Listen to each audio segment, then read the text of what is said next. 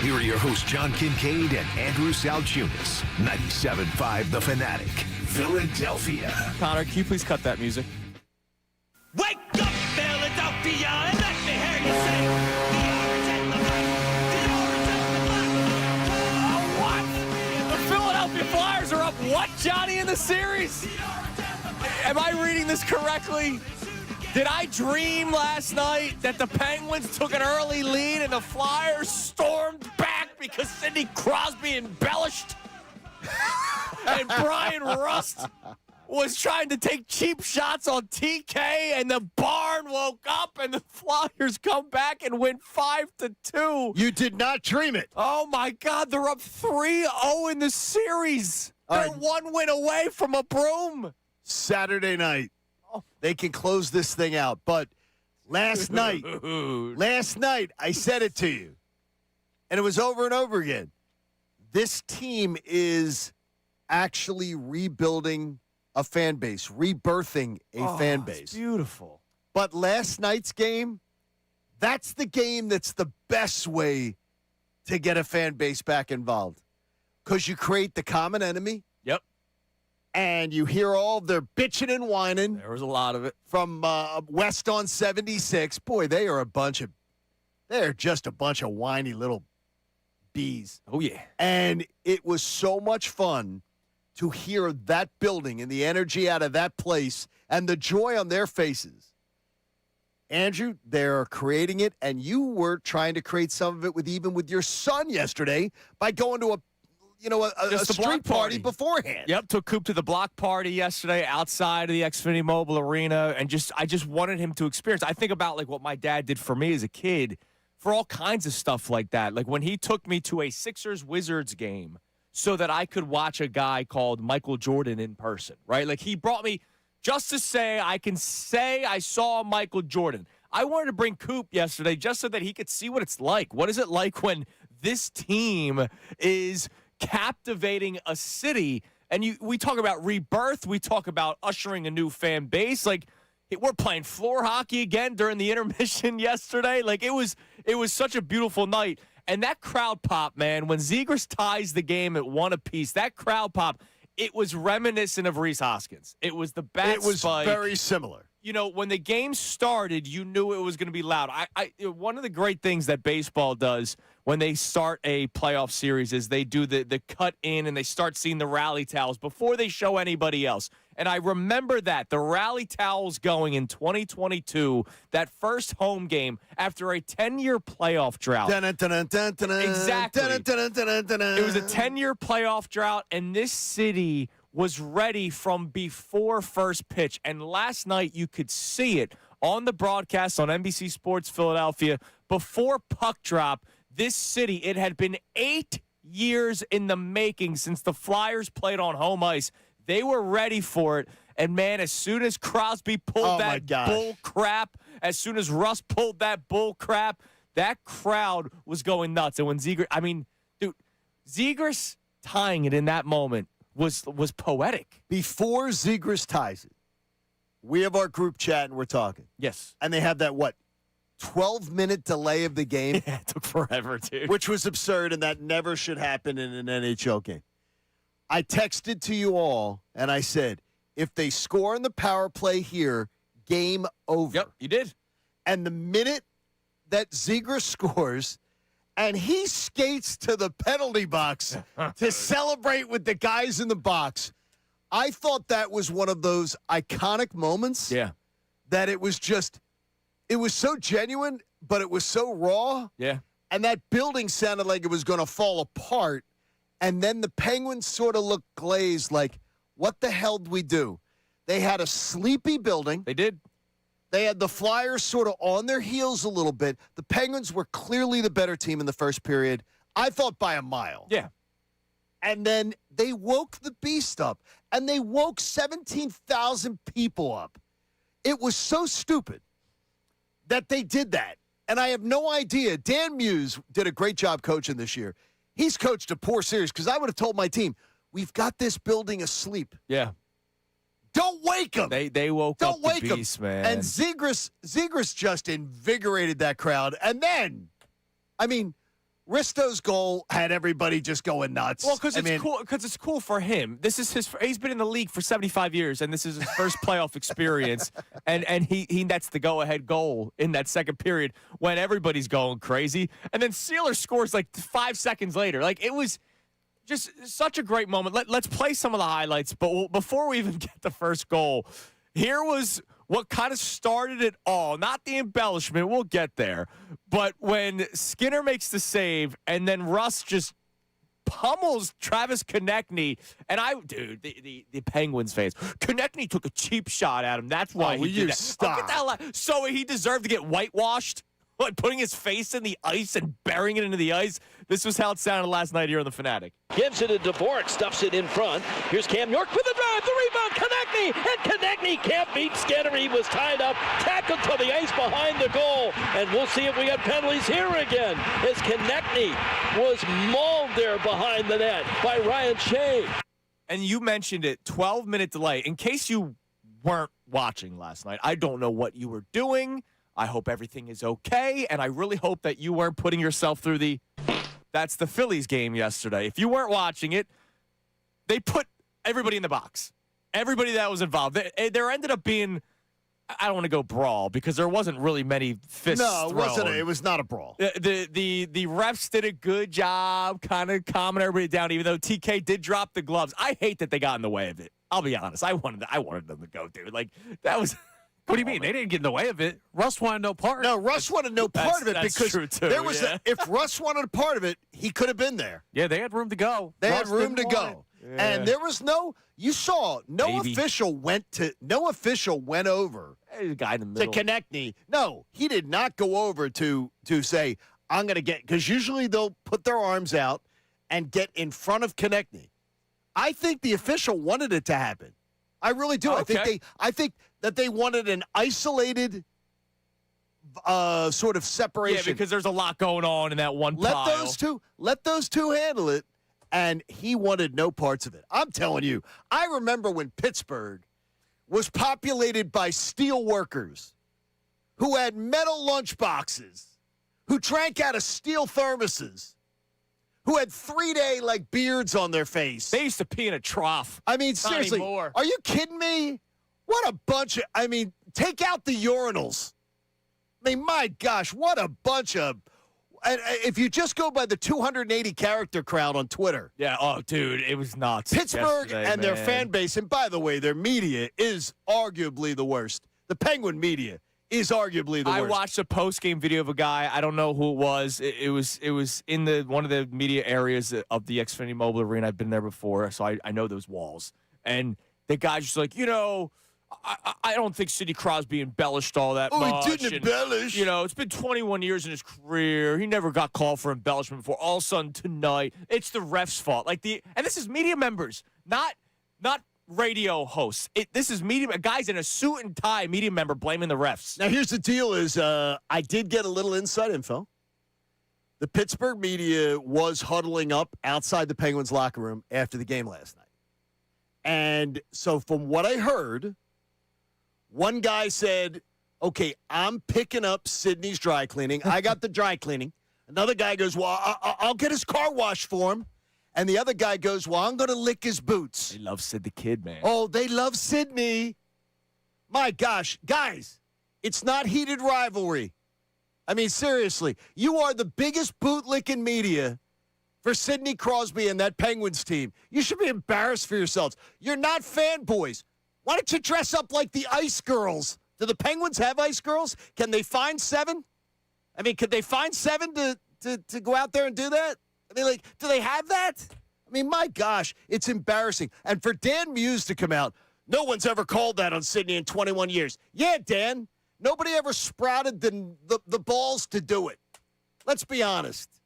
Finally, because we know that Pop-Up is about to go to the home. A Place for Mom has a nice room waiting for Sydney. And Malkin can get the room next to him. For God's sakes, it's over. Man, I haven't gotten to a goal yet. Close down the arena. John's all fired up. Oh, it's so much we fun. haven't gotten to a goal yet. This is so much fun. That was before the Flyers even tied it. I can't wait for tomorrow night. And they put everybody in the box. Everybody. In case you guys weren't Literally. watching, they put everybody in the box. Both teams just all in the box. So then there's the power play, and we know that that's been a bit of a struggle for the Flyers this season, just a bit. Here's Zegras tying it. Middle point, Drysdale shot deflected right on the loose puck and dish right back into him by Porter Martone. Martone will feed to Drysdale. Zegras with a one-timer. He scores! The power play goal by Trevor Zegras. Now you want to see a building go wild. The Flyers have tied the game. I was watching the game on NBC Sports Philadelphia, and during that 12-minute delay where they were trying to figure everything out, I forget if it was Jim Jackson or Scotty Hartnell. It was one of the two that was like, yeah, and just imagine if the Flyers score here, what's going to happen. And they set it up. It was like the most perfect setup when they said that, and then all of a sudden Zegras scores, and that crowd pop was freaking ridiculous. It was they were still making the announcements of who was in the box. And that just went away. They couldn't even figure out who was in the box. No. So Zegras ties it at 1. And then it's not that long later, and you're right, Johnny. You sent the text. If the Flyers score here, game over. And, man, that's pretty much exactly what happened. Rasmus Ristolainen makes it 2-1. Glendening back in front. Oh, it hit the goal post. It deflected off the pipe. Back in front. Here's Ristolainen. Risto shoots. He scores! Rasmus Ristolainen in his third career playoff game gives the Flyers the 2-1 lead.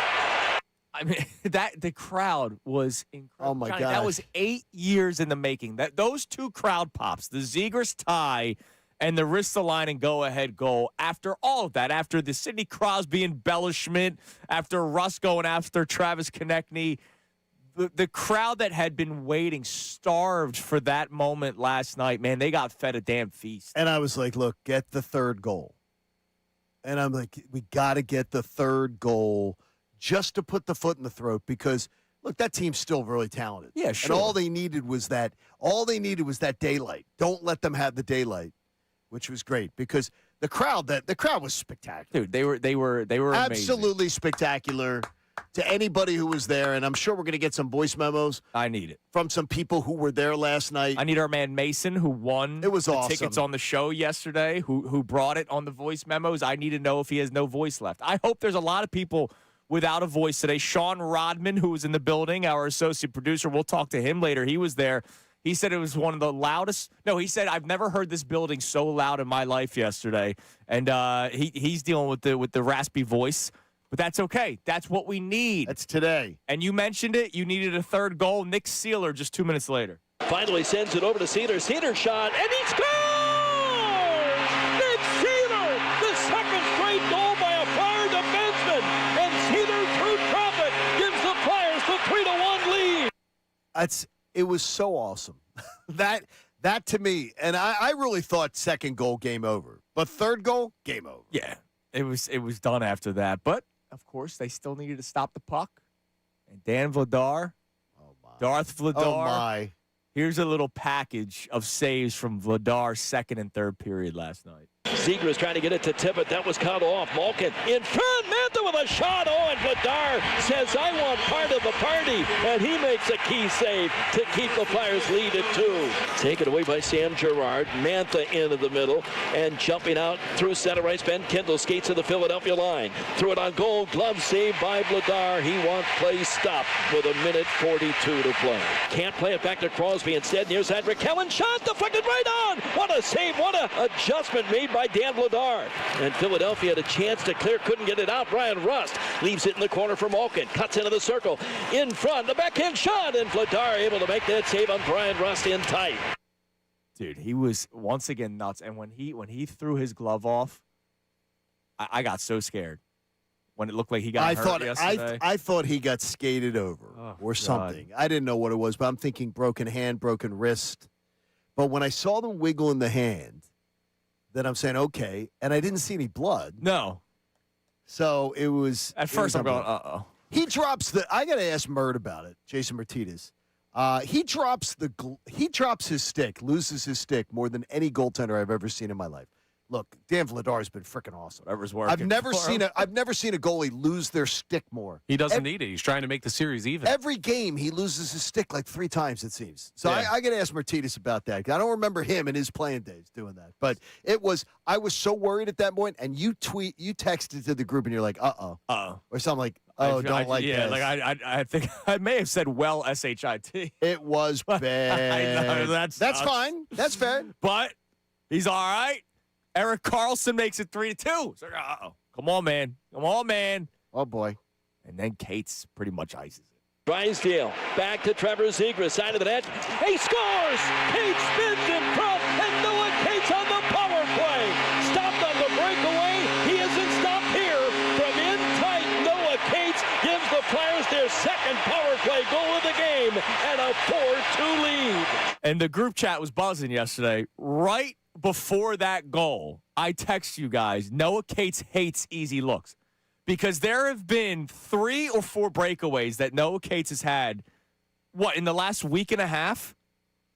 There was the 2 right before the playoffs started. There was a 1 in game 1 where it's just him and the goalie. And he can't score. And then yesterday, what's one of my favorite hockey terms, dangles. He's dangling the puck. Right in front of the net. Boom. 4-2. And then why not? Connor, hit me with the empty netter. Tippett says, screw you. Tippett trouble at the center. Tippett's going to get to it. Looking at the empty net. He scores! Owen Tippett ices it. Puts it into the empty goal. And the Flyers are going to win game 3 and take a commanding 3-0 series lead. And as I kept on saying to you yesterday, John, Christina Kincade will watch the clincher. She is. She cursed up a storm last night, and she is ready for Saturday. She's ready for Saturday now. Dude, they're 1 win away from sweeping. That's the incredible. Pittsburgh Penguins. That's totally incredible. Like, the Flyers haven't been in the playoffs in 6 years. We've not seen them in that building in 8 years. And they're about to sweep, potentially, the Pittsburgh Now, Penguins. I want no part of anybody saying, gentlemen's sweep is fine. No, you do not open the door to going back to Pittsburgh. Nah, just crush them. Just crush them. Just crush them. Just end it. Foot on the throat. Just end it. Foot on the throat. You know what's crazy? Today's the most boring day of the week, and it's day 1 of the NFL draft. The NFL draft is today. We have Andrew DeCecco in studio with us from 8 to 10, so we have plenty of draft coverage for you. Special draft show from 2 to 6 on with Unfiltered. They're going to be at the Jug Handle Inn in Cinnaminson, so we got you covered with draft talk, too. I mean, that's awesome. Today's the most boring day of the week. Sixers don't play till tomorrow. Flyers don't play till Saturday. And you guys say the Jug is great wings, Great wing place spot. to hang out, and it's going to be a gorgeous afternoon. I mean, do you think a place called the Jug Handle Inn would not have good beers and wings? Well, Jug Handle Inn, the only part about it is be sure to give out the address because us Pennsylvanians, you guys have a jug handle like in every town. Oh, no, this skill issue. And by the way, the reason why it's called that, it's on one. Like, it's Well, I figured. Well, it's the thing on is, the jug yeah, handle. but like as us Pennsylvanians would say to you, which one? See, we need exact addresses so we know which one to hit because it's going to be a blast this afternoon. Good news is if you mess up, you just go around the other one, and Yeah, then man, and then you're everything's right left back there. to Yeah, don't, but then don't you worry end up about in it, then you end Johnny. up in Cape May and you don't know what happened to you. So, draft coverage continues throughout the course of the show today, but we want to hear from you, your reaction to last night. If you were in the building, please, we want to get a firsthand account on what that was like last night. 610-632-0975. Texts are great and all, but I want to hear your voice, especially if it's raspy. Like if it's raspy Ristolainen. Like I want to hear voice memos or the old-fashioned phone call in, Johnny. Like this is a day. Let's celebrate this together. Text messages are fine and all, but I don't know what your tone is. Like I need to hear I it, don't know man. what your tone I need is. to hear it, man. I need to hear how fired up you are right now that the Flyers just born again. By And the we're way- going to talk about that more coming up next. By the way, Porter Martone in a slump.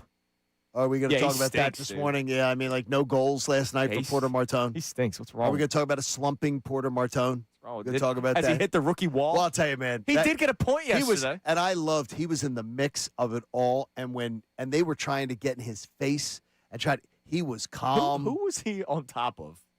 There was not a sure. moment the first But he was period. calm, cool. He was calm, cool, and collected. Did a great job. You know, it's not good when Brian Rust does it. It's cool when Porter Martone does it because he basically did the exact same thing, and there was no call on that one, man. It was unbelievable. So, Flyers excitement, 610-632-0975. Day one NFL draft. We'll get on the record later this hour about what we want the Eagles to do today. We want you to do that as well. That you could go with the old-fashioned text line on the Davis Honda text line. Feel the Davis difference. Check them out in Burlington.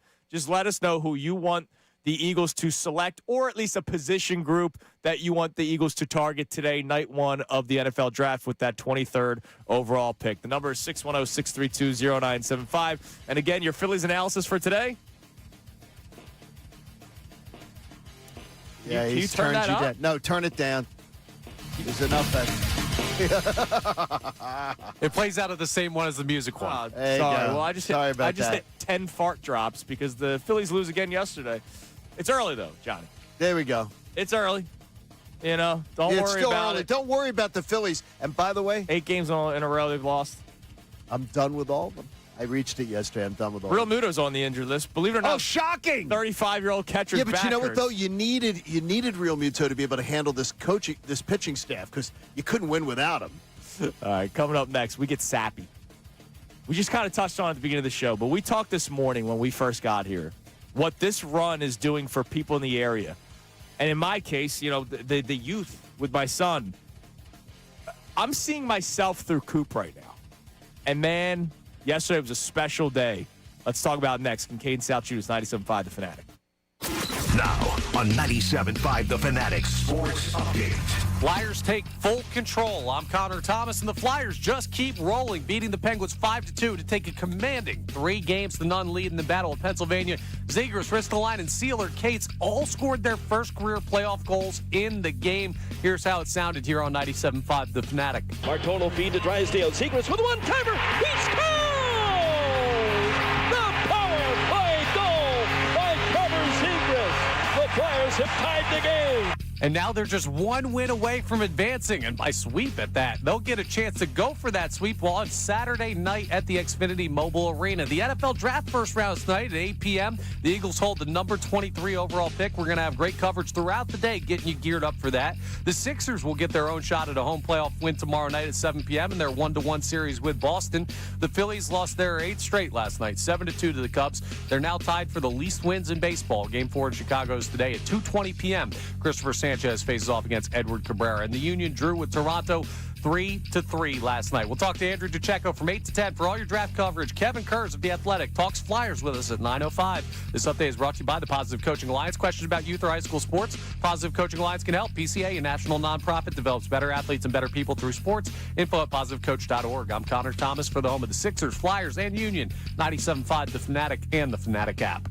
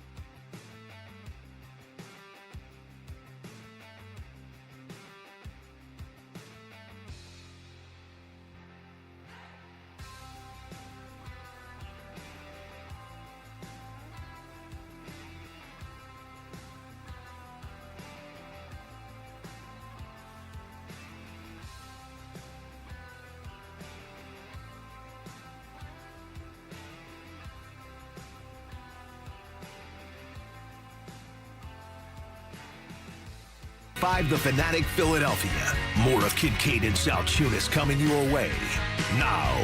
This hour of Kincade and Salciunas is presented by Bradford White Water Heaters. Bradford White, they're here for the pro. It is 6:31, I think.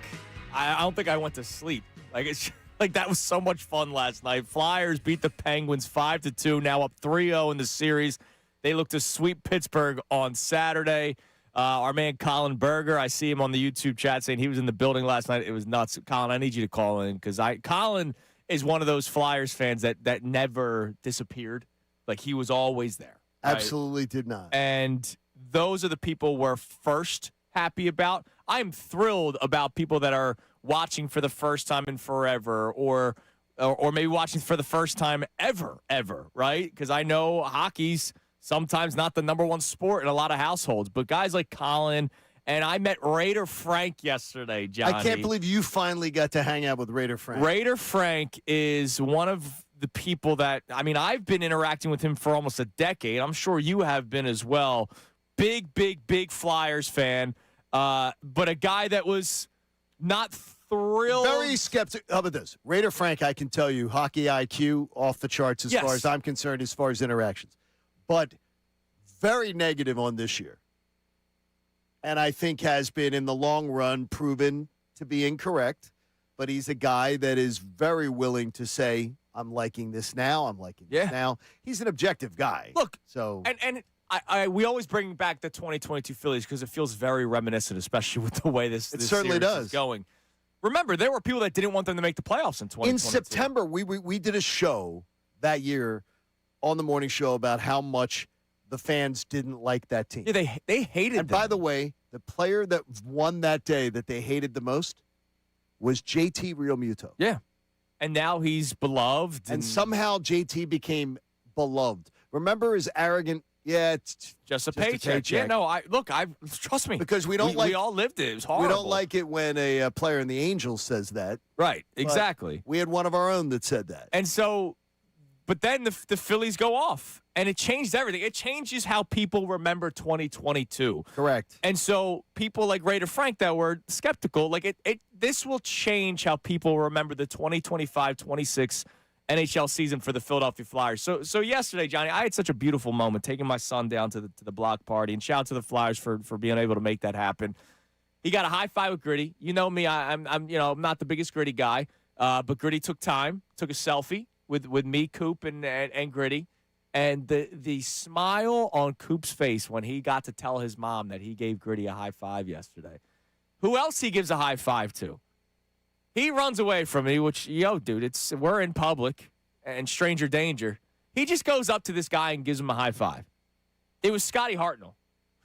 Like, of all people, he just runs up to Scotty. Scotty Hartnell, he looks like a nice guy, so maybe he felt comfortable going up to this dude, gives him a big high five. And I'm seeing myself through Coop right now. My son's 4, so a little bit younger. But, Johnny, there's a reason why the Sixers have such a special place in my heart. I love the fact that you're drawing those parallels. Because that's exactly what I was asking you about this morning. I was trying to hear about what he was feeling. Now, he's a little younger. 4 and 6 is a big chasm. It's a giant chasm. Yeah. But the thing is, he's getting it in his DNA. This is the sponge right now. This is the sponge phase. And honestly, dude, and I'm so proud of you for this, and I know the dads are doing it all over town right now. It's the dad-son time. Oh, yeah, dude. Over the hockey. The playing it between periods, the you two playing the floor hockey between periods, staying up later, going to that bonding time is going to mean more than anything. Oh yeah, it's special. And I'm telling you, he will remember it at 22 when you're having a cocktail with your kid. Damn right, or a beer. Your kid will remember those moments, and I love nothing more than when my daughter brings up stuff like that. Right. So that's great, and I know there are dads all over town that are doing it. Let your kid stay up late. Let your kid experience this stuff. Soak it all in. Be a part of it with them because I can tell you it pays off. My dad let me stay up during those Sixers playoff games against the Lakers, the championship game. Well, even the games before, right? The Raptors. So he the Bucks. Created this whole delusion with the Sixers? Hell yeah. Okay, thanks a lot. It's Al Salciunas' Thanks, fault, Big man. Al. I appreciate it. But that's why I have such a special bond with the Sixers because I was 6-7 years old when the Sixers went to the finals. And, that was the first team of success. Coop doesn't remember the Super Bowl. from 2 years ago. He doesn't remember 2022 No. with the Yeah, he was Phillies. 2. Like this is his first kind of taste of like, wow, it's game night. But there's another level to this, too, because it's not just people for the first time. My dad will text me during Eagles games, like every Eagles game, and occasionally I'll get a Phillies or Sixers text. I looked down on my phone in like the second period last night, and he's complaining about the referees in the Flyers game. I haven't gotten a Flyers text from my dad maybe in my life. And Really ever? He's not a big hockey guy. But I mean, he's never like even when they were going like a 2010, it wasn't big. No, but we were texting about the game last night, and he's all the way into it. I've never heard him talk hockey in my life. And it's not just like kids seeing it for the first time. It's folks that maybe liked it in the past or are older that are getting into it. Everybody's in on this. Your dad, very much like my dad, my dad's not a big hockey guy. Credit to my father. I loved hockey as a kid, so he would watch with his son. It wasn't necessarily son watched with dad. Okay. And I sent him a photo of Coop in a gritty shirt and a Flyers hat the other day on Tuesdays. Beautiful picture. Fantastic. And he texts me back, "Let's go Flyers. It's been a while since I said that." And that's the cool thing. Like, people are watching the game. Let's go to a call now. Our man Xavier, who went to the Sixers game, the Sixers playing game. He won the tickets on this show. And he's now watching the Flyers all of a sudden. What's up, Xavier? What's up, y'all? What's up, Xavier? Good morning. Yeah, I haven't watched the Flyers since like Mike Richards and Wayne Simmons. Like I really haven't watched the Flyers in a long time. So it's been pretty good to kind of get back into it when they were kind of making that run at the Olympic thing. It's been kind of fun to watch them. I needed a relief. The Sixers weren't doing that good. The Phillies weren't doing good. I'm a big Eagles fan. So, it's pretty slow during this time. And I just was like, you know what, let me just put on a couple of games. And I started watching them and just getting, just feeling that every game was like they're in it, they're winning, and they're going for something. They're trying to get into the playoffs. And I know how it is in Philly in the playoffs for the Flyers. Like, I know how it is. Mm-hmm. I have a lot of captivating. friends. Yes, it literally brings you in. And if you're a Philly fan, then you're going to get sucked in. I don't think if you're not, then I don't know what's wrong with you. It's amazing to see them kind of come in at the end. A lot of things that they weren't doing good during the season, they're doing good now. And that's what makes a good hockey team in the playoffs become great. And that's what you're seeing. Like, they're absolutely rocking. I mean, every game. I mean, they're hitting. They're more physical team by far. And that's not what you thought when you was going into the game. Dude, it's been so much fun, and I love to hear the excitement from Xavier. And that call makes me think of the people that want to do the gatekeeping. Well, do you hear that? The thing is that we were the more physical team going into the series. The Penguins don't want to play this game. Yeah, but they're trying to. He was on a roll. The Penguins don't want to play this game. The Flyers do. Flyers do want to play it. The Penguins want to play the power play. They want to take care of teams like this. I still can't believe this is happening. No, it's amazing. No, the way it's happening, can't believe it. And you're getting more and more fans. Look, people like parties, right? It's a party. And that's why I always bring up the 2023 Phillies early on. You know the whole saying, don't judge a book by its cover? Okay. I remember going to the Phillies games in April of 2023 and looking at people going, you did not like sports like 5 months ago. But welcome to the freaking party. Welcome to the man. party. Like I know, I can just tell because I am judging the book by the cover. You are not a sports fan, or you weren't, but you became captivated by the Phillies run, and we're getting that now with the Flyers for a lot of people. Isn't it more fun when more people are there? Yes. Like, I can't wait. We'll talk to Rodman later. He'll give us the scoop about being in that building. I'm so looking forward to Saturday night, just feeling that energy from the crowd, from the stands. Oh, dude, I'm and excited feeling what it's going to be like. And I just don't know how she's going to make it through. Dude, it was exciting outside of the building yesterday with a couple hundred people. I met awesome guy Brendan yesterday who was just, ready to go. Man, he looked like he could have played. He was like 5 inches taller than me. He looked like he was ready to go yesterday. And, I'm looking at the sea of people at 4 o'clock. That's great. Right? Like, this was 4 o'clock in the afternoon. Game didn't start till after 7. You're going to have such a fun time Saturday. I just don't know. No, I don't know how I'm going to contain her. because she's ready to fight she's ready to fight every single Penguin. I don't think you do. She hates the Penguins. And I told her before the series, you don't understand. By the end of the series, you're going to hate every Penguin. And she said to me, why? Now she understands. Dude, I think you unleashed the beast. Oh, well, she's already. I don't think you contain Christina. I think Mrs. Kincade. She just hates. It's like the Kraken. The thing Let her is, out, man. thing is, she can watch an Eagles game and read her Kindle. Yeah, well, She can watch the Sixers. I'm watching the Sixers the other night, and she is on her. She's reading a book. Flyers are her baby, She's reading man. a book. She loves Flyers are her baby, and she's feeling it. All right, what do we got on the Davis Honda text line, Connor? Hit us with one at 610-632-0975. The text line, I love it. I love the text line, but I need like the memo line or the calls because I need to hear from the people today.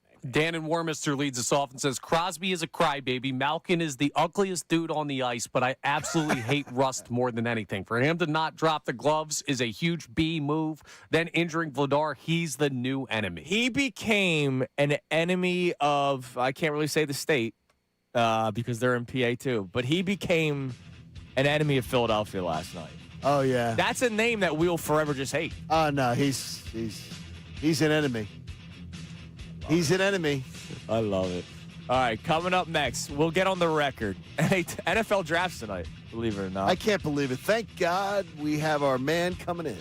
Andrew DeCecco, 8 to 10 today. But we go on the record next. What position do we want the Eagles to target today? Round 1, 23rd overall pick, whether they trade up, trade down, or they stay at 23. What we want the Eagles to do in the first round tonight. We get on the record coming up next. It is Kincade and Salciunas, 97.5 The Fanatic. Porter Martone. Looks at the net with a shot. He scores!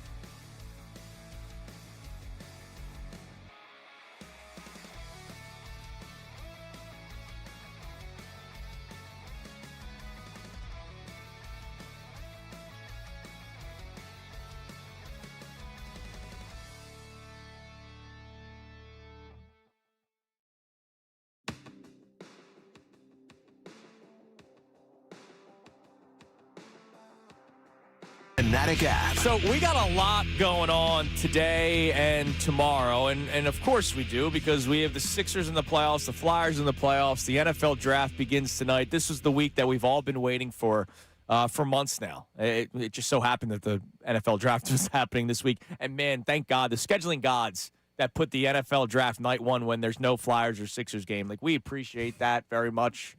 You know, you schedule gods out there. We appreciate that.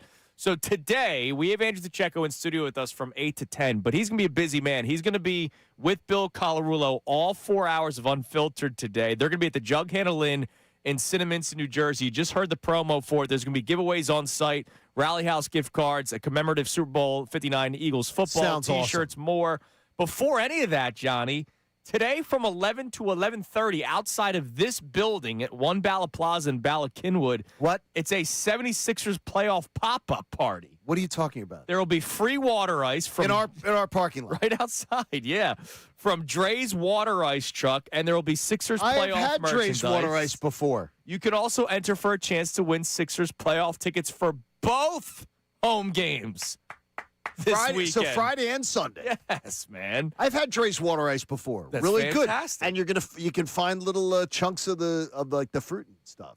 Oh, really? Oh, Yeah, I it's like not that. like I like the that kind it's of not stuff. like the just the crappy syrup. I stuff. like the chunk. That's nice. Good. The pop-off tips off here. They go to different places in the city, but from 11 to 11:30, it'll be here That's outside of the awesome. building. And I was listening to Middays with Marks yesterday. Ray Dunn will go down on site, and he will report back. So if you want to meet Yeah, but Ray no Dunn, smoking. smoke a cig with him. No he'll smoking, be out there. right, at And that. then tomorrow, from 11 to 12:30, there's a Flyers playoff pep rally in this parking lot. What? This parking lot's going to get more run than it normally does because half the insurance companies don't come in anymore. So parking kidding lot me? party is Lee Bryce. Is that once why said. they have the? Is that why they have that part of the parking lot this morning? The officers, as I waved on my way in, why they have it staged No, that's off? for Preston and Steve when they. Well, no, that's their police escort is always good, when they come in. and Radio Hall of Fame nominee Andy Summers. Yes, congratulations to her. That's I awesome. understand they had the gold parking spot out for Andy this morning, who better get in. She's awesome. We love her. They make us. We love her. They make us crawl Candy under Winters. barbed wire to get to our building. That Candy Winters is something else. All right. So a lot going on. Come on by 11 to 11:30 today. Sixers pop party, playoff pop party. 2 to 6 at the Jug Handle Inn with Bill Colarulo, and then tomorrow 11 to 12:30 Flyers playoff pop up party, which is great. Yeah, I'm looking at the bracket. I just want you to look because you don't do the like the NHL.com. Just look at the bracket. There's only lot of one team ones. with 3. Yep. There's only one team. I'll do it for the YouTubers. There's only one team with 3 on the bracket. It just is so much. It's so ungodly crazy. And I love seeing all the ones. Let the ones be up there. Let the other teams in the East beat the crap out of each other. Let's go Ottawa. Yeah. Oh yeah. Let's man. get Ottawa with a couple of wins. Extend that series. Make that series go long, and hopefully Ottawa wins. Yeah. That'd be even better. Oh, that'd be great. That'd be great. All right, NFL draft night 1 tonight. So Uh-huh. a lot of coverage for you over the course of the day here on the Fanatic. Offensive tackle. I'm sorry, I'm going to go chalk. I know there's no sex appeal to it, but you look up and down this roster, you start looking at some areas that have gotten pretty old. And Lane Johnson's still playing at a high level, but you know that it's coming to an end soon. I'm not messing around. I know you know. Don't go into a draft with positions of need, best player available. Somebody said that to us earlier this week. I forget who it was. It's absolutely ridiculous. So that would be like saying you're going into like do you have a favorite butcher shop? Yeah. That would be like saying, now don't go in just looking for the best ribeye. Right. Don't go in. You know, there's lots of other steaks there. But I want a ribeye. Yeah, I want a ribeye. And I know they have great ribeye. This draft, it is a perfect spot when you're drafting 23 to go get yourself the future right tackle of this team. Yeah, to me, it's a don't perfect overthink spot. it. Don't overthink. Don't overthink it. What about you, Johnny? That's exactly what I Tackle. want. I want boring. I want a boring first 2 nights because I don't believe Landon Dickerson's going to be here in 3 years. I don't believe Lane Johnson's going to be here in 2. So to me, I want You might go replacement. tackle guard? Let's put it this way. I want replacements in this draft. So I Sure. want a boring draft. There's a lot of value. A lot of value on the lines of scrimmage. I'm fine. But could I get a little tasty if there was the right move on the for a certain Mr. Sadiq? I would absolutely. Yeah, I feel I'd like be interested. that's the sex Yeah, but I'm appeal telling pick you, right there. Well, here's what I would say to you: is this? He has a chance. He would have a chance to break open an offense the way that you would say, okay, you're not doing it with an A.J. Brown on a wide receiver position. He opens up everything.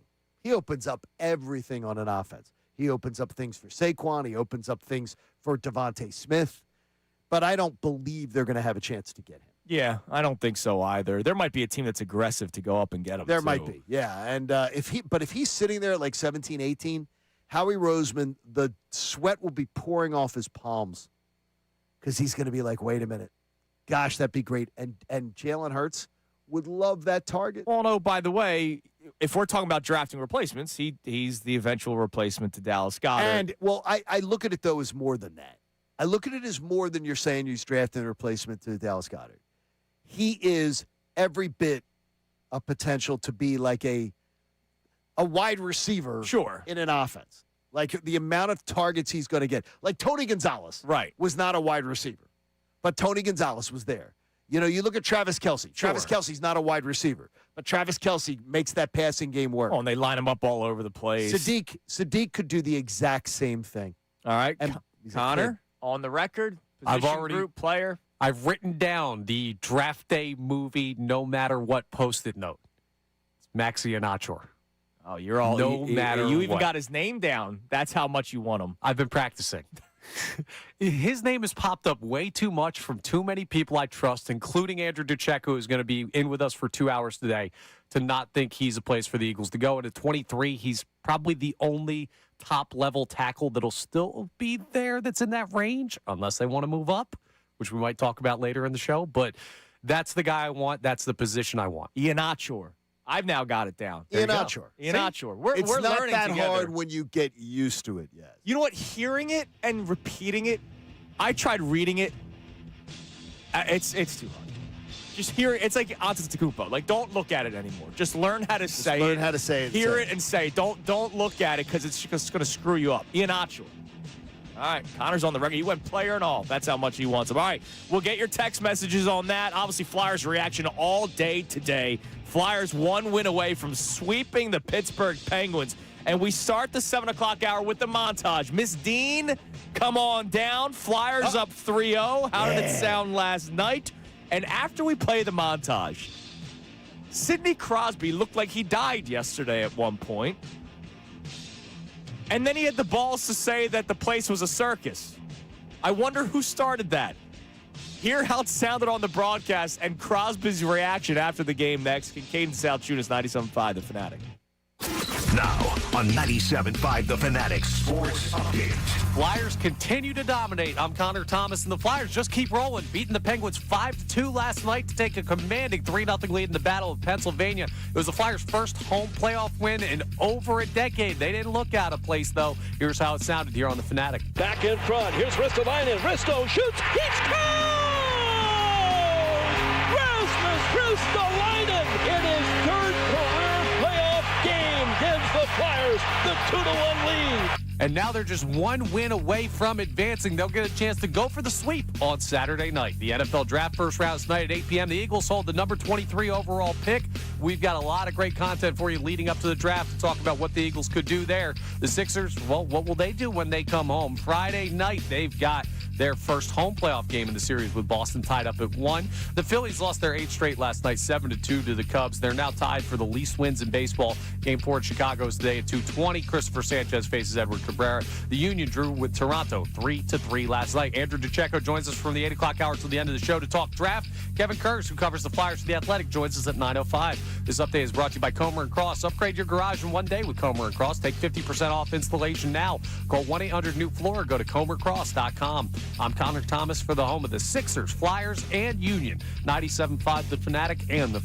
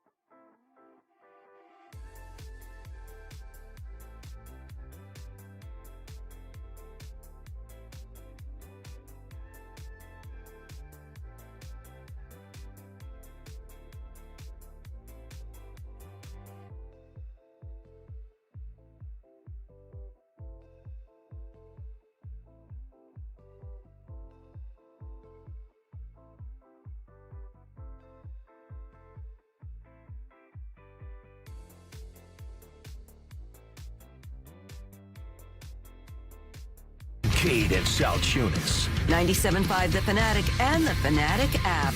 Welcome to the rebirth of Flyers hockey in Philadelphia. Last night, incredible night at the Xfinity Mobile Arena. Flyers beat the Penguins 5-2. It was crazy. It was the first time in 8 years we've seen the Flyers play on home ice in a playoff game, and it was against that Penguins team, man, 8 years ago. And a lot of the guys still kicking for the Penguins. And it was just really cool to see. Before the show, Johnny and I were talking about Travis Konechny. I love TK. He's one of those guys where he just brings the energy. He's been here 10 years, dude. Like it doesn't feel real that he's been here for 10 years because it's been a lot of bad hockey in his 10-year career with the Flyers, and I feel like every year his name has popped up. Is this the year he gets moved? Is this the year? And then that kind of just faded away, and he was just sort of here. And he's somebody that you can now look as the rebuild moves along. He is somebody that if rebuilds go as rebuilds go, he is somebody that you can probably expect would move along at some point. Maybe, yeah. You would guess. But I love that energy that he brought yesterday. Oh, yeah.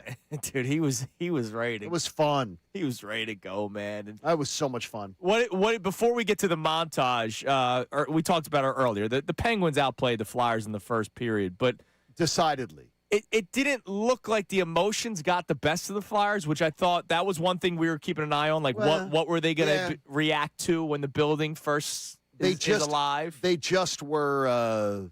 The play was being carried to them. Yeah, and they just looked a step behind. They didn't seem like they were dictating the pace of the game or the play, and a little back on their heels. But it was unbelievable. Like the game was dead. The crowd kept trying, but the energy in the building wasn't there the way they expected. And then, when they go up 1-0, that doesn't help. It deflates. It deflates, and then the Penguins opened the door. Well, and you'll hear in a little bit how it sounded on the Fanatic when Sidney Crosby got called for the embellishment penalty. Fedoruk was ridiculous. You're in a good way. You're gonna hear how it sounded on the Fanatic coming up in a little bit. But before we do all that, let's relive last night. At the start of the show, we went highlight by highlight, but now it's time for Miss Olivia Dean. Talk to me, talk to me. Talk to me, talk to me. All the way up the line, Wotherspoon sends it into the corner. Sidney Crosby back to Wotherspoon with a shot, and a glove save. It's loose, and the Penguins bang it back out in front, and it hit a man right in front of Vladar. Another shot wide of the goal. Pittsburgh putting the early pressure on. So far, the Flyers have been able to hold them at bay. The Flyers without one. That's Goaltending. He got to the bench for a new stick. Here's Crosby back in front, and the Penguins score. Malkin on the near post. What great passing. Crosby to Raquel to Evgeny Malkin, and Malkin has just tied Mario Lemieux for the most playoff power play goals in Pittsburgh history. The Pens draw first blood with a 1-0 lead. Gets it into Dvorak, stuffs it in front. Here's Cam York with the drive, the rebound, Konechny, and Konechny can't beat Skinner. He was tied up, tackled to the ice behind the goal, and we'll see if we got penalties here again, as Konechny was mauled there behind the net by Ryan Shea. Middle point, Drysdale shot deflected right on the loose puck and dish right back into him by Porter Martone. Martone will feed to Drysdale. Secrets with a one-timer. He scores! The power play goal by Trevor Zegras. Now you want to see a building go wild. The Flyers have tied the game. Goaltending back in front. Oh, it hit the goal post. It deflected off the pipe. Back in front. Here's Ristolainen. Risto shoots. He scores! Rasmus Ristolainen in his third career playoff game gives the Flyers the 2-1 lead. Finally sends it over to Sealer. Sealer shot, and he scores! It's Sealer! The second straight goal by a Flyer defenseman, and Sealer through traffic gives the Flyers the 3-1 lead. Anthony Mantha to Raquel. They tee it up. Erik Karlsson with a shot. They score. That got through Vladar and trickled in. The power play goal by Erik Karlsson makes it a 1-goal game as Karlsson has his first goal of the series. Drysdale back to Trevor Zegras, side of the net. He scores. He spins in front, and Noah Cates on the power play. Stopped on the breakaway. He isn't stopped here from in tight. the Flyers their second power play goal of the game and a 4-2 lead. Novak on the near half wall. Pressure, Tippett shoveled it to center. Tippett's going to get to it. Looking at the empty net. He scores! Owen Tippett ices it. Puts it into the empty goal. And the Flyers are going to win Game 3 and take a commanding 3-0 series lead. Love it, love it. That's how it sounded yesterday. Great job, Connor, putting that together. Great job, Tim Saunders on the call. And there's still confusion about the song. That's the Flyers song that they play in the locker room after they win. Again, that's the song they play. It's like Dancing on My Own for the Phillies team back in 2022. For whatever reason, somebody on the Flyers said this is going to be the song that we play after we win, and it's taken over, man. It's awesome. Now, remember, we tried hard to get Calum Scott, or whatever the hell his name is, Callum, to come on the air, and he wanted to be paid. A lot, I know. He wanted to be paid. Just to do hits. For God's sake. Not to sing, to do a hit. I wouldn't pay to hear him sing. We got to try to get Olivia Dean on. I think she's a little bit bigger than Callum Scott. No, she is. She's decidedly bigger. I'll shoot her a text. But she's freaking awesome. Hit her up for us. But she's awesome. But I think, that all of a sudden there's going to be a pop in her. Not that I think she's struggling with people listening she's not struggling. to her music. No, she's doing quite well. Yeah. But I guarantee you she's seen a pop. Oh, yeah. It's probably one of the top songs in just the Philadelphia area right now because of what the Flyers are doing. It's a good hot zip code. Austin Jones was listening to it on his way into work. Austin's sort of obsessed with the song, which I really, really like. I think that's awesome. It's fun. It is so much fun because there's so many different angles and ways to take this. By the way, first text of the day in from Mrs. K. Okay. Who couldn't sleep. Honey, we got to get down there early tomorrow because the Phillies playing too on Saturday. Oh, good for her. So, I think she just wants to go gamble first. Yes. To part of it. Oh, aren't the Phillies on the road Saturday? Are they on the road? Yeah, they're in Atlanta. Oh, the Phillies are on the road. That's great. So she's already awake. You're okay. She's already thinking they're at home. Look at that, honey. Yeah, see, there you go. I'm here to help you guys. There we go. Don't you worry. All right, so during that montage, you did not hear what really got the crowd going. Now, we all know the Travis Konechny Rustage issue that went down that sent everybody and their mom to the penalty box. Everybody was there. That was so awesome. That was so much fun to watch the entire penalty boxes be filled. And celebrating when Zegras scored, which was really cool. But before that, the crowd really woke back up after the Penguins took the 1-0 lead. When Zegras, when Sidney Crosby wanted to win an Oscar. Do you think that's what he Oscar wanted. He was trying to win. He couldn't get a walk on General Hospital with that acting. So it was terrible. Garnet Hathaway had his stick got stuck somewhere. Yeah, it got caught up with the lineman when he was circling for a face-off or trying to get out of the circle for a face-off. It was not purposeful. No. And it clipped Sidney Crosby, and you would think that Sidney Crosby took a bullet. Seriously. You know what Todd Fedoruk said on the radio broadcast? Well, you're gonna hear it. Okay, good. Yeah, this is how it sounded yesterday on the Fanatic. Making a penalty call. And Hathaway's trying to get to Crosby like you diving baby. Yeah, he did dive. It's a joke, and they're giving him the call for that? I can't believe they're buying that. He went through. Hathaway goes through the face-off circle.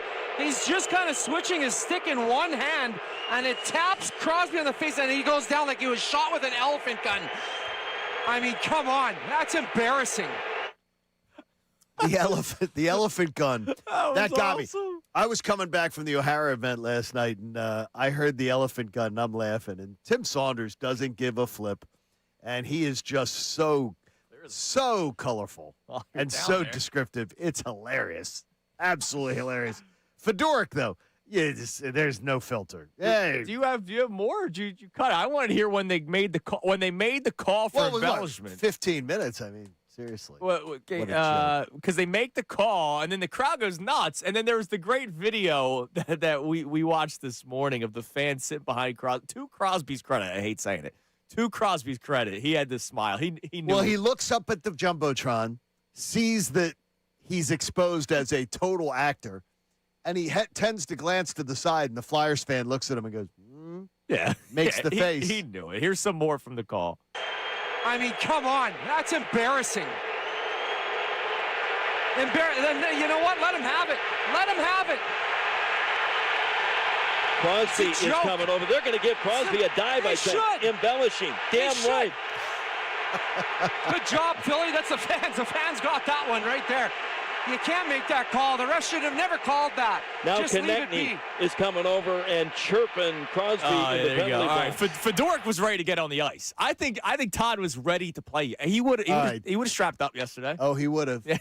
He would have. Just give him the opportunity. He would have. And so after the game, Crosby's obviously talking about everything. And listen to the balls this guy has to call it. Does he? He calls it a circus. Yo, bro, you started it. Yeah, I'm saying. Kind of turned into a bit of a circus there. I mean, I'm not sure why they decided to put 5 guys in the box on each side, but yeah, I felt like that kind of changed a lot of momentum. It took a long time. Obviously we didn't get the kill, so I felt like they fed off of that. It's very clear that they're looking for that. I don't know how Rusty ends up with the extra out of all that. I don't know how I end up with embellishment.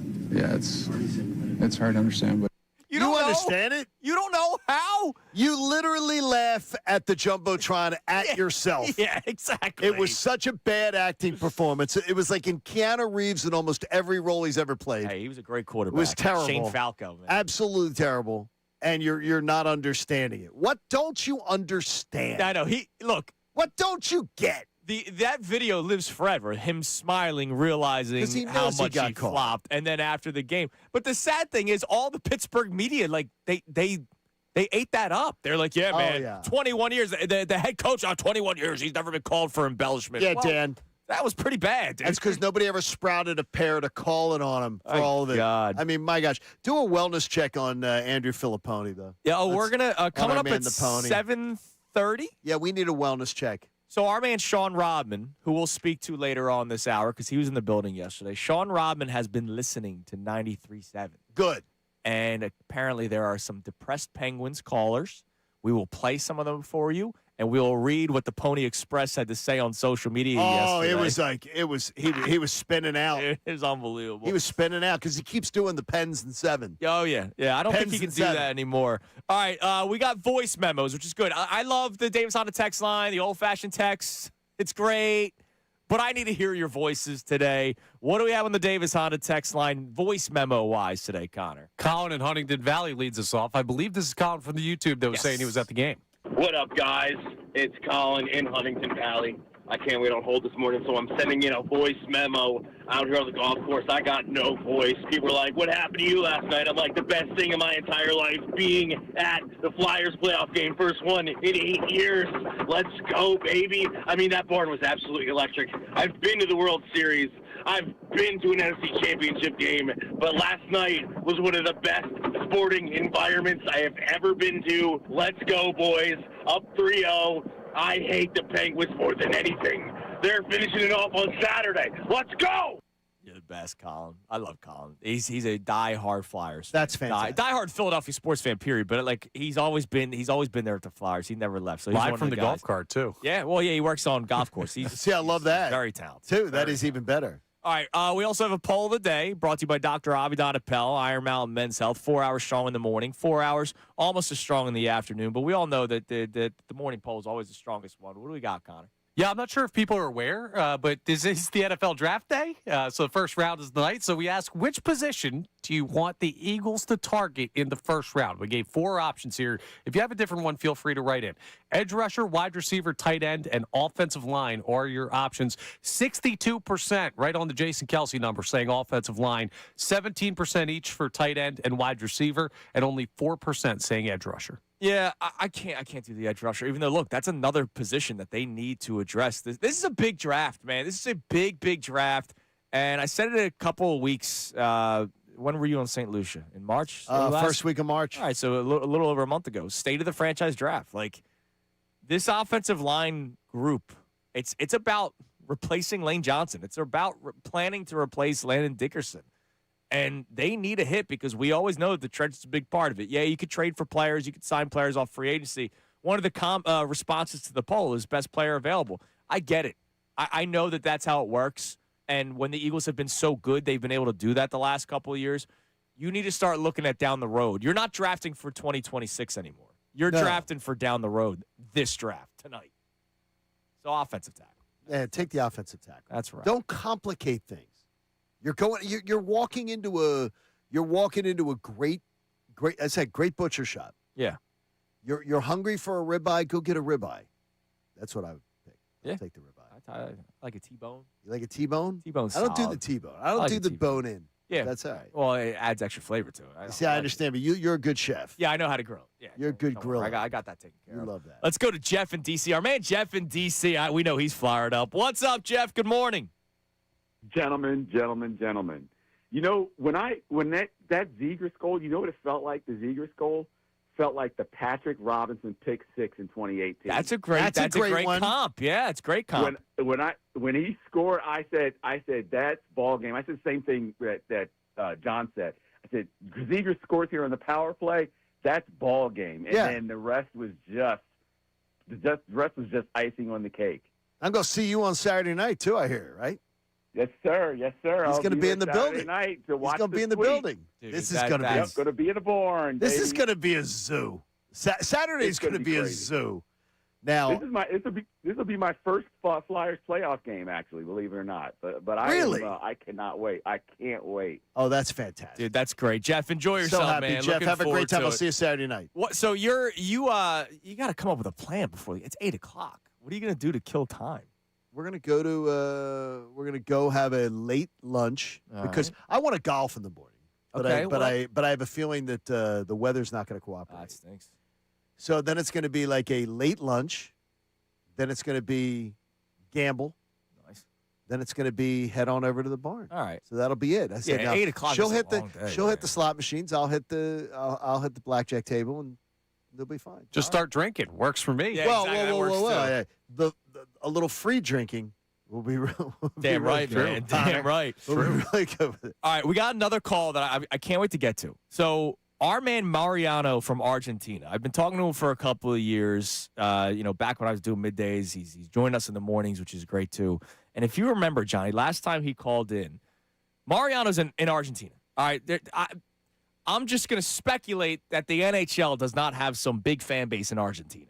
I would imagine no. Just a guess. But Mariano has fallen in love with the Philadelphia sports scene and goes to a bar where he pays the bar for the package, for the NFL Sunday ticket, Right. for the Phillies package, the Flyers package, and the Sixers package. He pays out of his own pocket to this bar. And if you remember, it was the second to last game. If the Flyers won, they get into the playoffs. And he was there with 8 of his buddies. There was 9 of them there.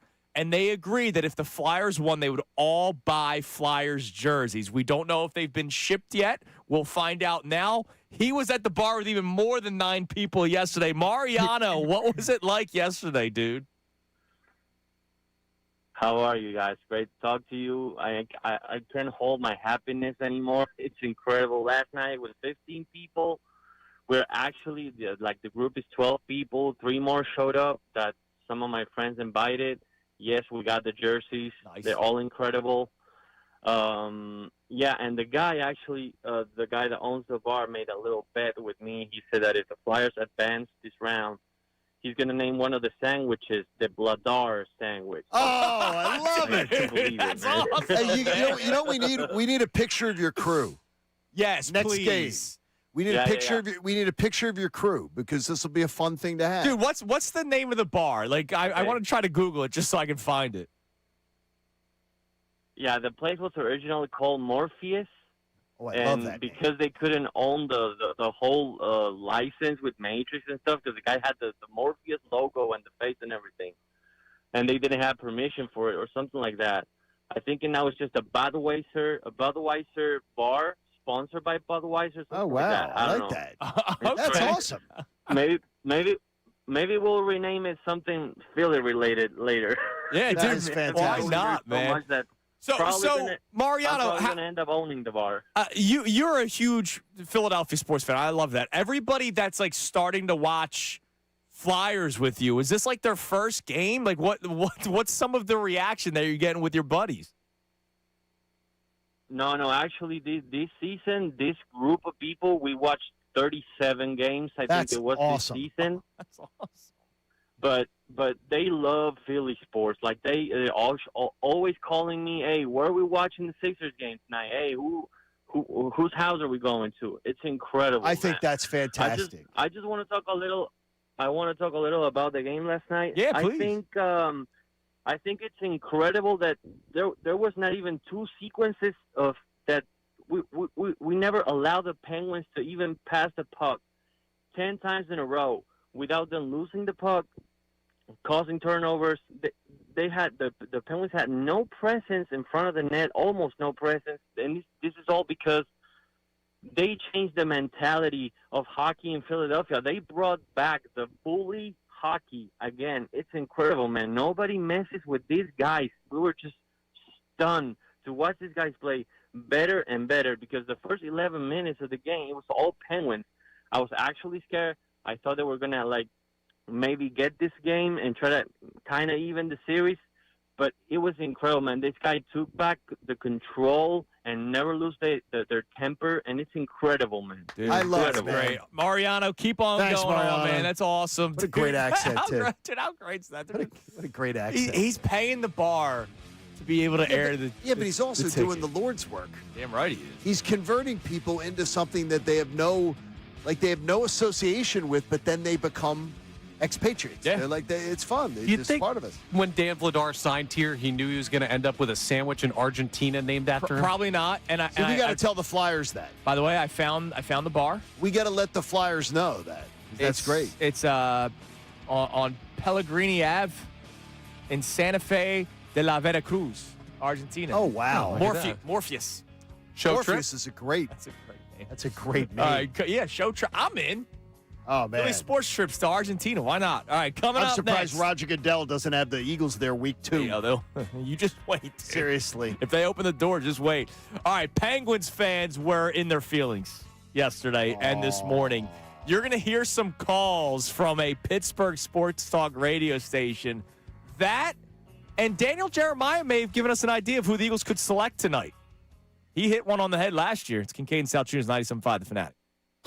Now on 97.5 The Fanatic Sports Update. Flyers pound the Penguins. I'm Connor Thomas, and the Flyers just keep rolling, beating the Penguins 5-2 to take a commanding 3-0 lead in the Battle of Pennsylvania series. And it was the Flyers' first home playoff win in over a decade. Here's how it sounded here on the Fanatic. Finally sends it over to Cedar. Cedar shot, and he scores! It's Cedar! The second straight goal by a Flyer defenseman. And Cedar, through traffic, gives the Flyers the 3-1 lead. And now they're just one win away from advancing. They'll get a chance to go for the sweep at home on Saturday night. The NFL Draft first round is tonight. Starts at 8 p.m. The Eagles hold the number 23 overall pick. We got plenty of great lead-up content trying to figure out what the Eagles could do here on the Fanatic. The Sixers will get their own shot at a home playoff win tomorrow night, 7 p.m. tip-off in their 1-1 series with Boston. The Phillies lost their 8 straight last night, 7-2 to the Cubs. Game 4 in Chicago is today at 2:20 p.m. Christopher Sanchez faces Edward Cabrera. The Union drew with Toronto 3-3 last night. Andrew DeCecco will join us from the 8 o'clock hour to the end of the show to talk draft. Kevin Kurz, who covers the Flyers for The Athletic, reacts to the 3-0 game lead at 9:05. This update is brought to you by Mothers Against Drunk Driving. For victims of drunk and drug driving, your grief is unique, but you are not alone. You always have a place at MAD. Call the 24-hour victim helpline at 877-MADD-HELP or visit MADD.org. I'm Connor Thomas for the home of the Sixers, Flyers, and Union. 97.5 The Fanatic and the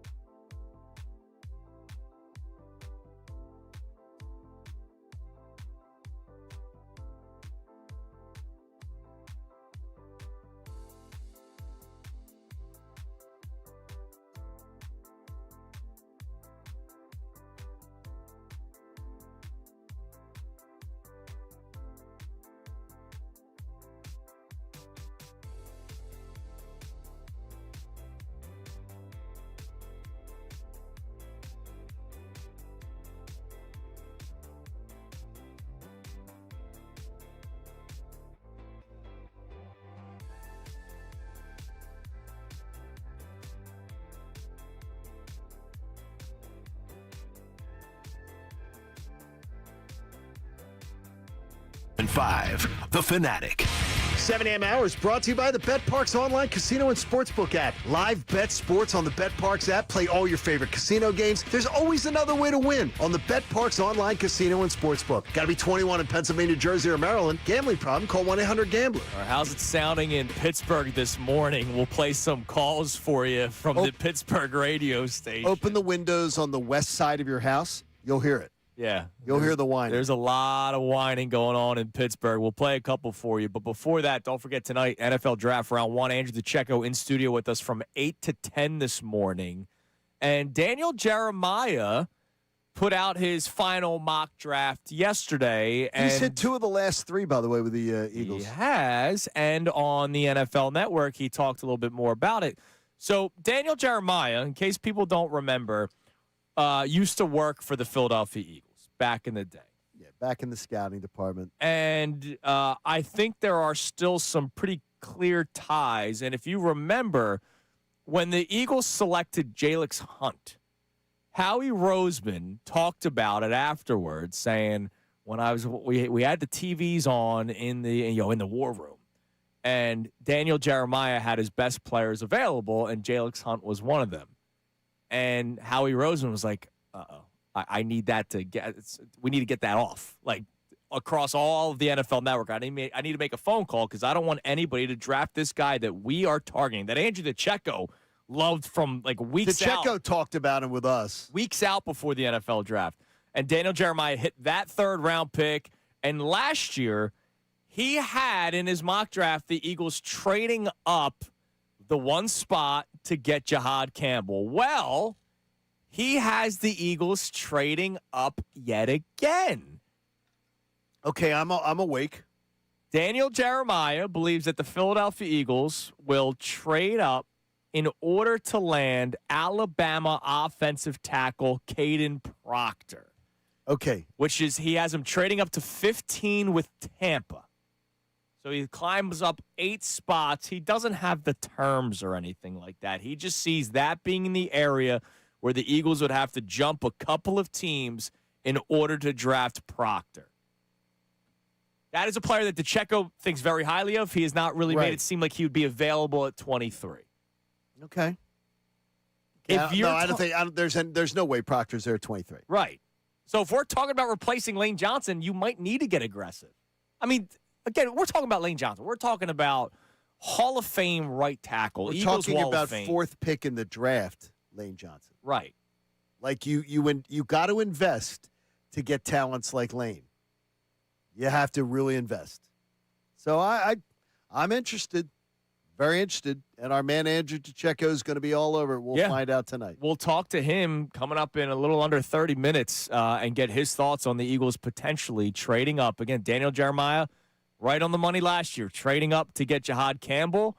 Now he has the Eagles trading up to get Caden Proctor, the offensive tackle out of Alabama. And we'll speak with DeCecco coming up in a little bit. All right, what do we got, Connor? I know there's callers. I don't know if we have the hosts. What did Sean Rodman put together for us today? Can I say friends? The people who work for 93.7 The Fan over in Pittsburgh. We won't go friends right now. They got their open and some of the callers they've gone to reacting to the Flyers Game 3 win over the Penguins. That right there, Brian Rust taking Garnett Hathaway and bouncing his head off the ice like it was a basketball, to me was the beginning of the end for the Penguins. Brian Rust takes an elbow behind the net up high. It's a dirty, cheap play by Hathaway. And of course it is, because Hathaway's a dirty, cheap, curtain jerker, loser of a player who has 1 goal in 66 games. We talked about this yesterday, about the Penguins responding in last night's game, and they clearly didn't. I mean, this is it, right? They're done. They're done. Oh, they're done. They're done. This reminds me of the 76 Flyers Penguins. Broad Street Bullies against the Sill Apps Penguins. Bigger, tougher. We got little guys. They can't compete.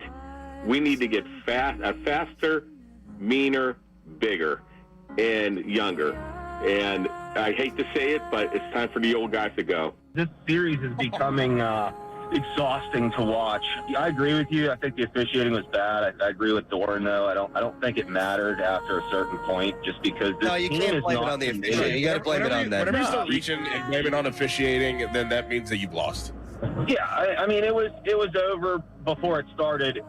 Except I don't agree with the Crosby call where he gets high stick and they give him. We will get into that, Jim. Just to add to Muse's coaching, he did not adjust to the Flyers' play, which kind of dictated from the start. The Pens lost their identity. Yes. After that, there's no coming back. Good morning to you, Steve. How you doing this fairly crappy Thursday? It's just as crappy as you gentlemen. That's Yeah, it's sad. Great job, Sean Robin. That's great. Oh, is that the next caller? Whoa. I will give them one big piece of credit, though. The not blaming the officials part. Oh, yeah, they shot down the caller right away. Gives me a lot of they got to get some credit for that. Yeah, congrats on not blaming the officials down 3-0, getting your ass whooped. Yeah, No, but there's a lot of people still do the bitching and complaining about the officials, so they didn't do that. So that was great. Yeah, that was awesome. That's awesome. And meanwhile, it was Travis Konechny, not Hathaway, that they just. I mean, kept on. seriously, they just were like, they "What watched is it. that?" Maybe they didn't. Maybe they were like, "I can't watch." Yeah, they can't complain about the officiating because they don't know who anybody is. Right. He's the guy with the stripes. That's incredible.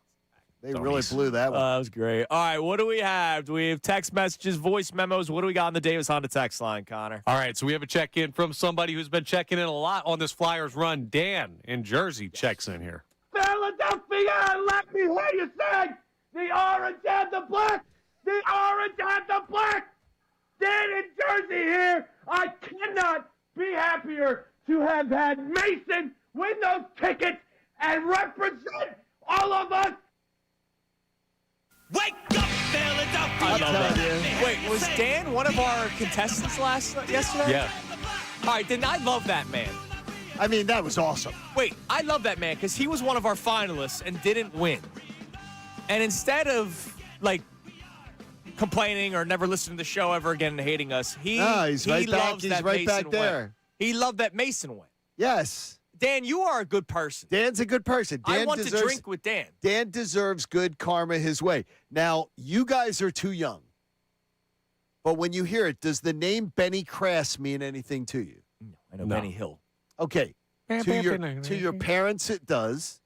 To anybody over the age of 45 that's listening to the show, it does. Benny Crass? He sounds just like Benny Crass. Benny Crass used to have a men's store on South Street that I do not think is there anymore. But Benny Crass used to do his own commercials.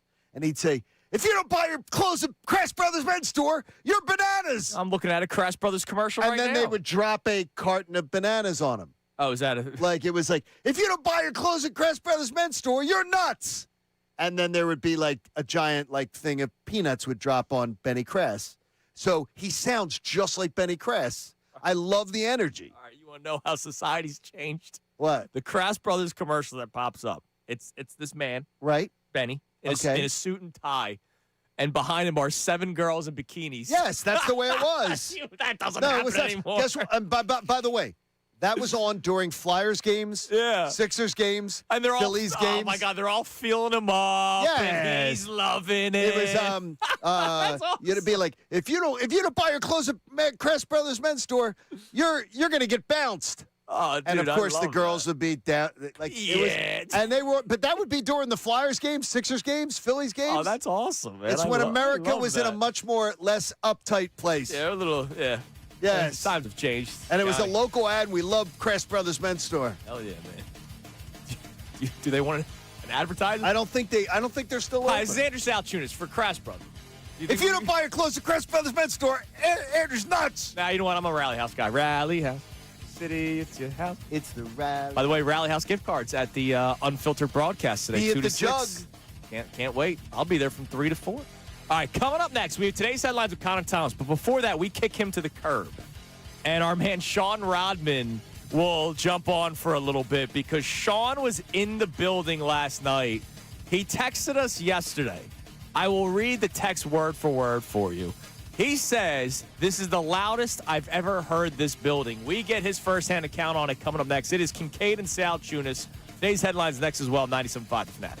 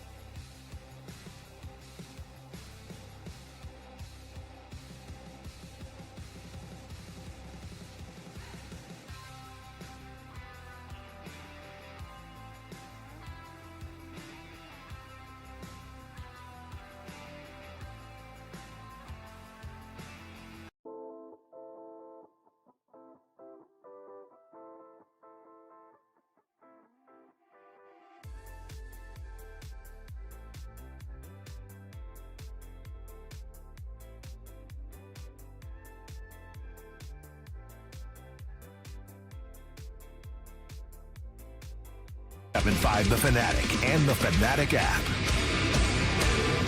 It is 7:46 here on Kincade Salciunas 97.5 The Fanatic. We have today's headlines with Connor Thomas coming up in a few minutes. Don't forget, 8 o'clock, right at the start of the hour, your next chance to win $1,000.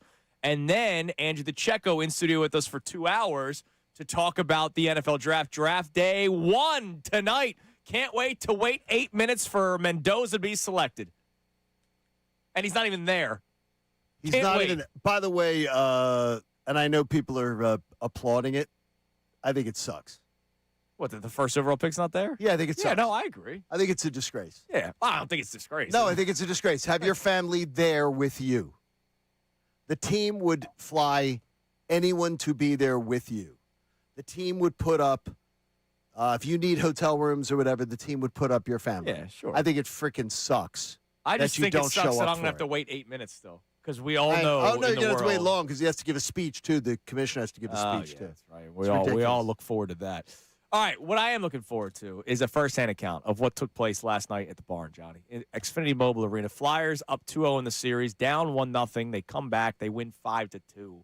And our man, Sean Rodman, associate producer of the show, somehow has all the money in the world. He's going to the Sixers game Friday night as well.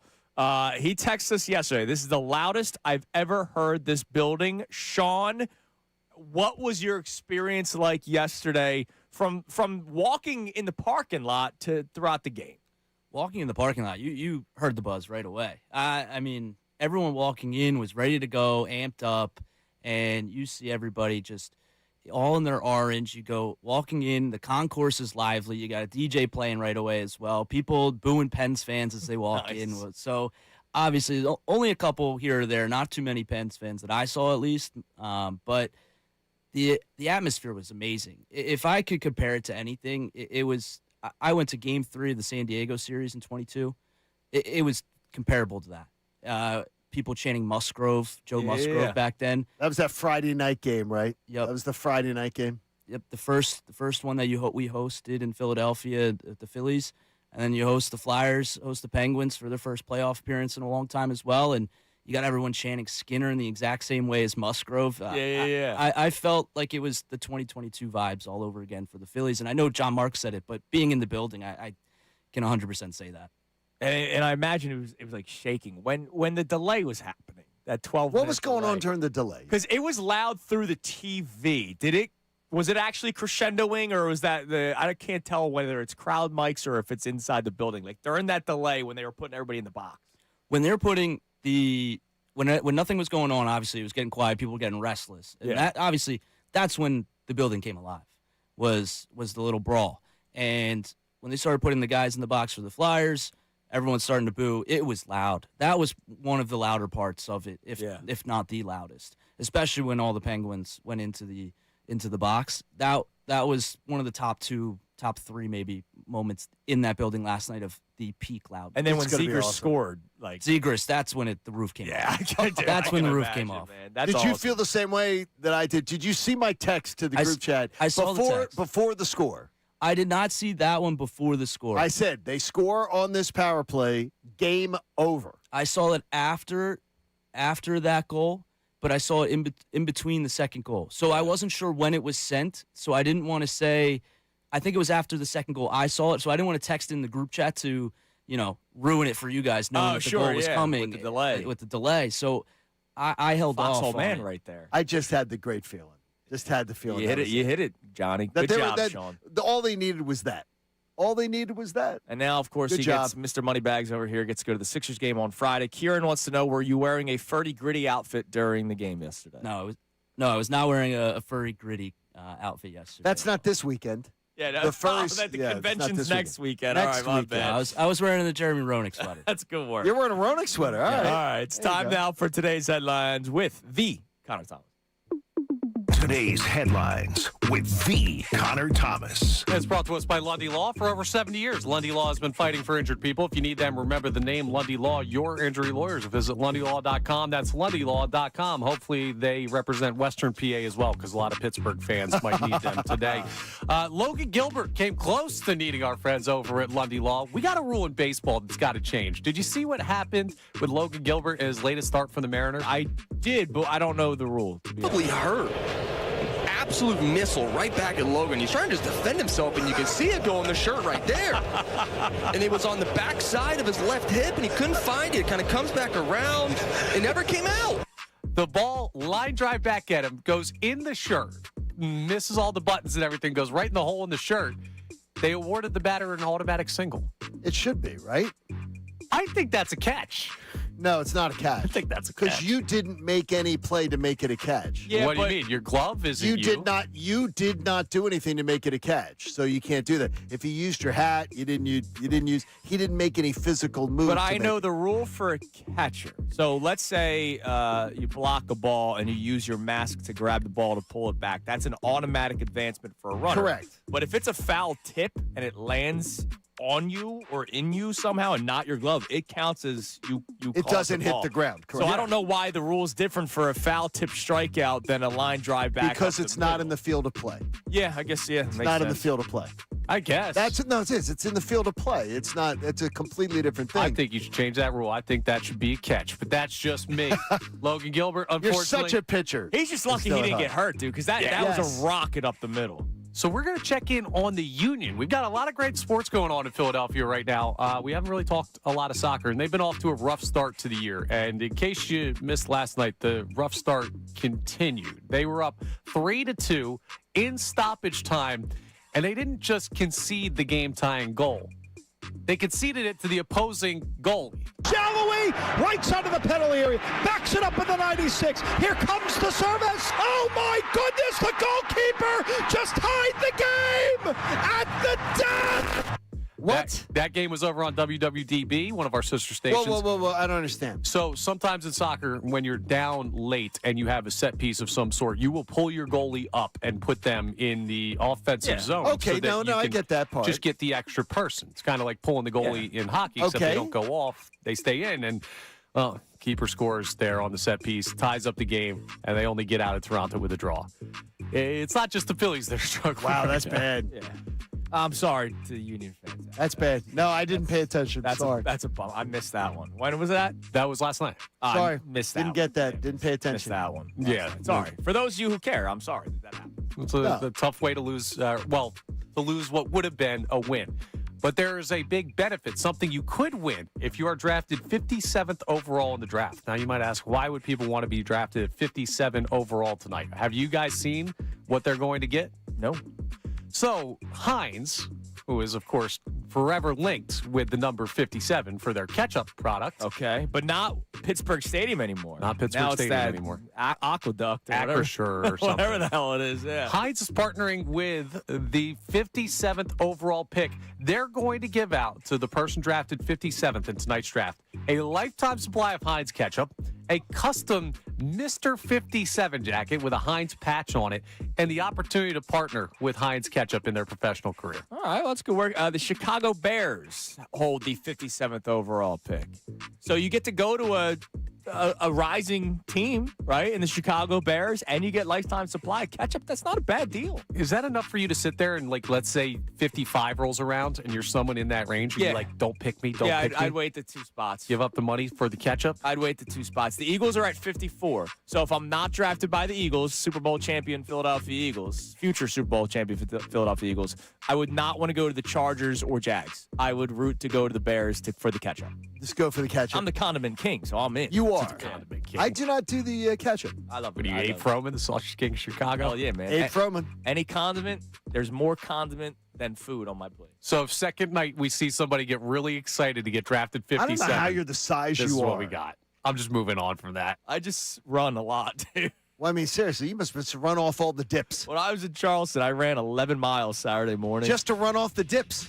To run off the beers the night before. Well, that's part of it too. So I don't know how you're not chubby tunas again. That's how I do it, dude. I'm a freak. It's amazing. Right, coming up next. Speaking of freaks, our man Andrew Checo. When it comes to the draft, he's a freak. He's a freak, and we love it. He's super freaky. It is day 1 of the NFL draft. Where could the Eagles go? Does he like the idea that Daniel Jeremiah had about trading up for Caden Proctor? We'll also talk Flyers. Flyers talk's not going away, all right? It's a damn party today all show. Flyers 1 win away from moving on, 1 win away from sweeping the Penguins. We had the callers from the Pittsburgh station. One guy said to get rid of all the old guys. Wow. My, how the turntables. The steel line from the turntables? It's from The Office. Oh, okay. Yeah, I didn't I'm not watch that much of a dope. It's There you Kincade and Salciunas, 97.5 The Fanatic. Now on 97.5 The Fanatic Sports Update. A win a decade in the making. I'm Connor Thomas, and the Flyers just keep rolling on, beating the Penguins 5-2 last night to take a commanding 3-0 lead in the Battle of Pennsylvania. It is their first home playoff win in over a decade. Here's how it sounded here on The Fanatic. Tippett's going to get to it. Looking at the empty net. He scores! Owen Tippett ices it. Puts it into the empty goal, and the Flyers are going to win Game 3.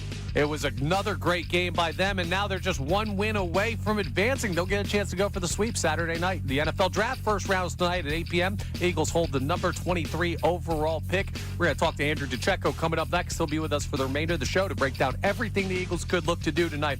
The Sixers will get their own shot at a home playoff win tomorrow night, 7 p.m. tip-off. It 1-1 series with Boston shifting back to Philadelphia. And the Phillies lost their 8th straight last night, 7-2 to the Cubs. Game 4 in Chicago is today at 2:20. Christopher Sanchez versus Edward Cabrera, the pitching matchup. The Union drew with Toronto 3-3 last night. Kevin Kurz will also join us at 9:05 to break down the Flyers' huge series win. This update is brought to you by Monster Pets, the official pet retail store of the Fanatic. Find all your pets' favorites at Monster Pets on Christopher Columbus Boulevard. I'm Connor Thomas for the home of the Sixers, Flyers, and Union, 97.5 The Fanatic and the Fanatic.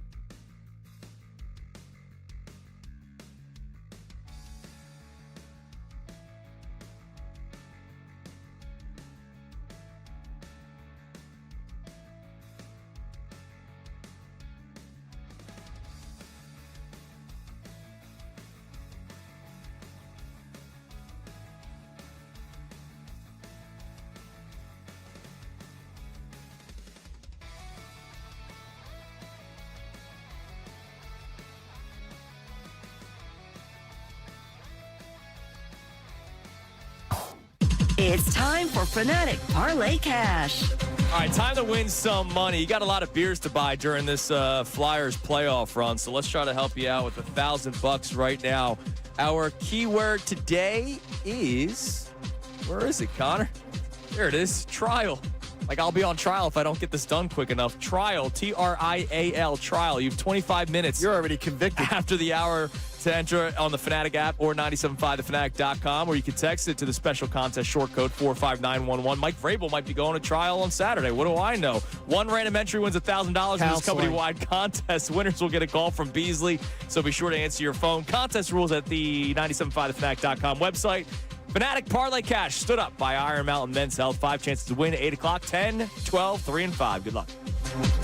If you want to see their wonderful faces, check out youtube.com/975 The Fanatic Philadelphia. More of Kincade and Salciunas coming your way now. All right, so let's sort of fill you in on everything that you have to look forward to still, because this week is not over yet. Just because the Flyers took a commanding 3-0 series lead yesterday over the Pittsburgh Penguins, there's still more to be played for the Flyers.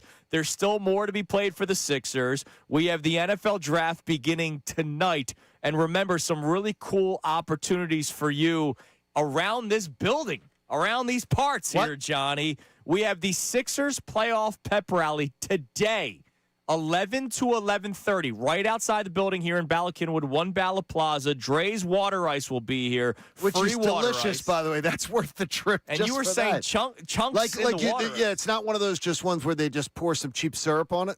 Yeah, it's good. I like that. No, it's good. And, of course, it's going to be during Middays with Marks. There will be a Fanatic tent out there. A speaker will be set up out there. I imagine Ray Dunn will be down there at some point. Smoking. And you have a chance to win a ticket to either of the weekend games for the Sixers. Sixers Game 3 is tomorrow night at 7. Game 4 is Sunday at 7.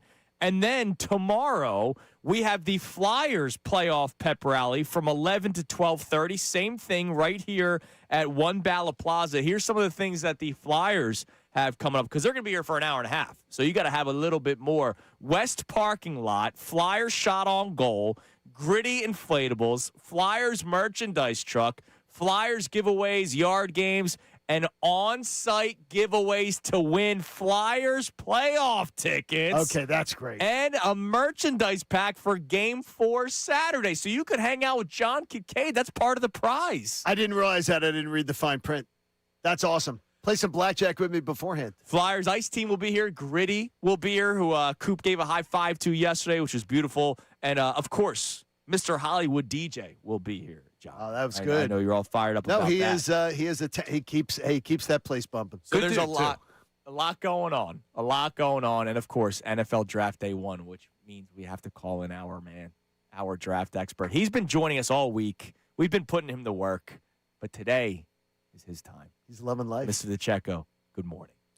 Good morning, guys. The NFL Draft is here. But, man, how about the Flyers last night? Dude, I want Travis to start there, Konechny, man. you know, willing to mix it up. Trevor Zegras, a lot of energy flying around all night. That first goal, man, it set the tone in response. And then you have Dan Vladar. I thought that was a really gutsy performance by him. He was clearly working through some things. And it was just a lot of energy and a lot of confidence for a young bunch. Another Andy Pucks joins the show. You got Andy Pucks here, Andy Pucks over there. I've learned so much from you. This has really helped me. The netminder, bar down. I'm so excited, though. It's fun, and it's great to see because, like when you hear DeCecco all of a sudden start spitting out some Flyer stuff, you realize the whole town's getting it. Dude, me and Coop were working on one-timers in the basement yesterday doing floor hockey. Well, it was a nice little diversion for me as I was very much anticipating the start of draft weekend. So it was here. Wait, I have to ask, and guys, this is I'm being serious here. If you had to pick Flyers potential sweep or you locked into a room and you can watch day 3 of the NFL draft, which is like your Christmas. You like day 3 of the NFL draft more than Christmas. What's a bigger day for you? Well, I'm passionate about what I do, and day 3 is a big one for me. I could have answered that for you. So that's going to have to be my pick, yes. You love day 3 of the NFL draft, which is awesome. But tonight's night 1, and we got you here, so let's get into it. Last night, Daniel Jeremiah, and we were explaining to the audience his ties with the Eagles, his old ties with the Eagles. Old ties. Last year, he had in his final mock draft, Eagles trade up 1 spot for Jahad Campbell. That's exactly what happened. Last night, his last mock draft, Eagles trade up again to 15 to select Caden Proctor out of Alabama. So I know you're all about Ihanachor. Did I get it right? Ihanachor. Ihanachor. All right. I know you're all about Ihanachor, and we'll talk more about him. Your thoughts on trading up for Proctor, which is, hey, this is the guy that we want to eventually replace Lane Johnson. Yeah, I very much like the player. In fact, in my first of 3 mock drafts, I had him going to the Eagles. Good size. I believe that he can kick inside and play guard. He's polished, and if you need him to play year one, he can do that. Versus some of the other players who we've mentioned, whether it be a Monroe Freeling out of Georgia or a Maxi Honachor from Arizona State, they're a little bit more of a raw, unrefined prospect that have immense upside. But Caden Proctor is a player that I believe the Detroit Lions at pick 17 is a team that I've highlighted as a potential fit. So you may have to leapfrog them in order to get him. As you know, earlier in the pre-draft process, it seemed like he would be right around where the Eagles were picking at 23, but now I'm not so sure. Okay, tell me and tell the listeners, if you're talking about going from 23 to 15, I'm looking at my chart, you're probably talking about giving up a future 2. Mm-hmm. Is going from 23 to 15 a future 2, is it that big a deal to go get a guy like Proctor? Well, it depends on what tier you have him in and how big of a discrepancy is it between Caden Proctor and some of the other players. What about you? I think he's a day one starter at guard if you draft him. Okay. And then he could take over for Lane Johnson. There's not a lot of refinement needed for his game. Now, you bring him into an NFL building, he'll be working with Chris Cooper, and I believe that the infrastructure in place will allow him to take his game to another level. But if you view him as an impactful day one player, you do it. Because I think he projects very well and is going to have a stellar career. And there's not a lot of guesswork there with him as there may be for some of the other prospects. You're saying day one starter at guard. Would you think the Eagles would do that? Because, Landon Dickerson's there at left guard, but Tyler Steen, it's been an interesting relationship with Steen. You've highlighted a lot how well he played last year. I thought he was solid. Yeah. And I thought really when you look at it, I think what Mekhi Becton did the year before was a little overrated in the grand scheme of things. He was playing between 2 really talented players, and he was. There were moments where he had some lapses. I didn't think there was that big of a drop-off from Tyler Steen to Mekhi Becton, and I maintain that. So I think he's fine. You can get by with him, clearly. But if you have a chance to add a premier player there who can be a cornerstone, a building block for the future, you don't think twice, and you go ahead and get that player. Haven't the Eagles also answered the Becton question by not even a sniff of their interest, not even a visual sniff of interest in Becton? Yeah, and who's out there in the street, and I'm not trying to badmouth the guy. No. But to be honest, I'm not exactly sure how good of a fit he would be, given the expected changes on the horizon, schematically when it comes to run designs and things of that nature. But I do think that his impact was a little overvalued. Okay. From the outside. All right. So I know today we're focusing on day one, but the idea of potentially trading up, and I'm not going to read Daniel Jeremiah's mock draft as gospel because he was right on the money last year. But the Eagles being aggressive. We had Shefty on a couple of weeks ago. He believes teams will look to trade back more than there will be teams looking to trade up. Proctor worthy of a trade up in your mind? And do you believe the Eagles should be aggressive in a draft if we're talking about replacing a legendary player like Lane Johnson? I do think he's worthy of a trade up, but the compensation would ultimately determine that. Okay. If you're giving up a king's ransom for Caden Proctor, I mean, me personally, Andrew, I don't think that there's as big of a discrepancy between a Caden Proctor and what a Maxi Honachor could become. And you don't necessarily need Maxi Honachor in this situation to step in day one. Sure. He's going to take a little bit of time, but I think it's funny. I'm getting sidetracked here, but there's a lot made about Maxi Honachor and his, rawness and inexperience. I mean, he started 31 games at Arizona State. Monroe Freeling, who's gotten far more acclaim and is looked at as a slam dunk by many, he started fewer games at Georgia. So, I mean, there's questions. That's my point. There's questions about a lot of those guys who are going to be in that territory, whereas Caden Proctor is viewed as more of a cleaner prospect. Here's where I trust your eyes so much more than mine. I can watch the YouTube videos on these players that I'm hearing the Eagles are being talked about as offensive linemen. And then I watch the players that they play against. And I look and I say, is the caliber of player, how do you judge the caliber of talent they went up against in college and say, yeah, it's okay. They played a weaker level of competition, but I still think that translates to the NFL. I'm looking at name brands in the SEC and going, that's what I want. Right. Is that overvaluing it a little bit, or is it more about the technique that can be seen? Well, it depends. It's not a one-size-fits-all, but I tend to look at competition because that's a good indicator of how they're going to project at the next level. Size, speed, and all that. But then when it comes to smaller school players, and I have a rule, when I look at smaller school players, you would like to see them dominate every single game.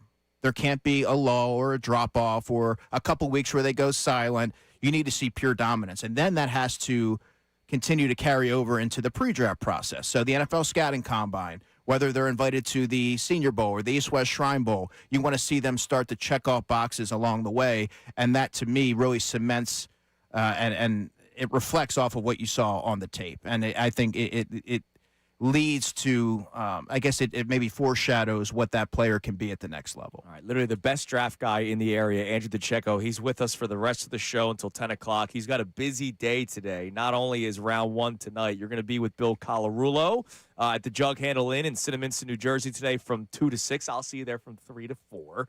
Yeah, so man. Looking forward to that. So Andrew's going to be That's a busy day for you. Working all day today, all before round one begins tonight, where we have to wait 8 minutes for Mendoza to be selected by the Raiders first overall. Coming up at 8:30, Andrew, I want you to rank from least likely to most likely 5 position groups that the Eagles could draft tonight. So you have your offensive Wait, you giving them tackle. homework like in the show? Yes, in-show homework. Offensive tackle, wide receiver, tight end, Pop quiz? guard, and we'll throw in edge because that is always a position that the Eagles are interested in, especially when you look at what they have right now. You go, maybe, just maybe, they should target an edge earlier. We'll do that around 8:30. But the Flyers talk is still here. Just because Andrew's here and it's night one of the NFL draft does not mean the Flyers talk is done. They take a 3-0 series lead over the Penguins last night. Here's how it sounded right here on 97.5 The Fanatic. Talk to me, talk to me. Talk to me, talk to me. All the way up the line, Wotherspoon sends it into the corner. Sidney Crosby back to Wotherspoon with a shot, and the glove save, it's loose, and the Penguins bang it back out in front, and it hit a man right in front of Vladar. Another shot wide of the goal. Pittsburgh putting the early pressure on. So far, the Flyers have been able to hold them at bay.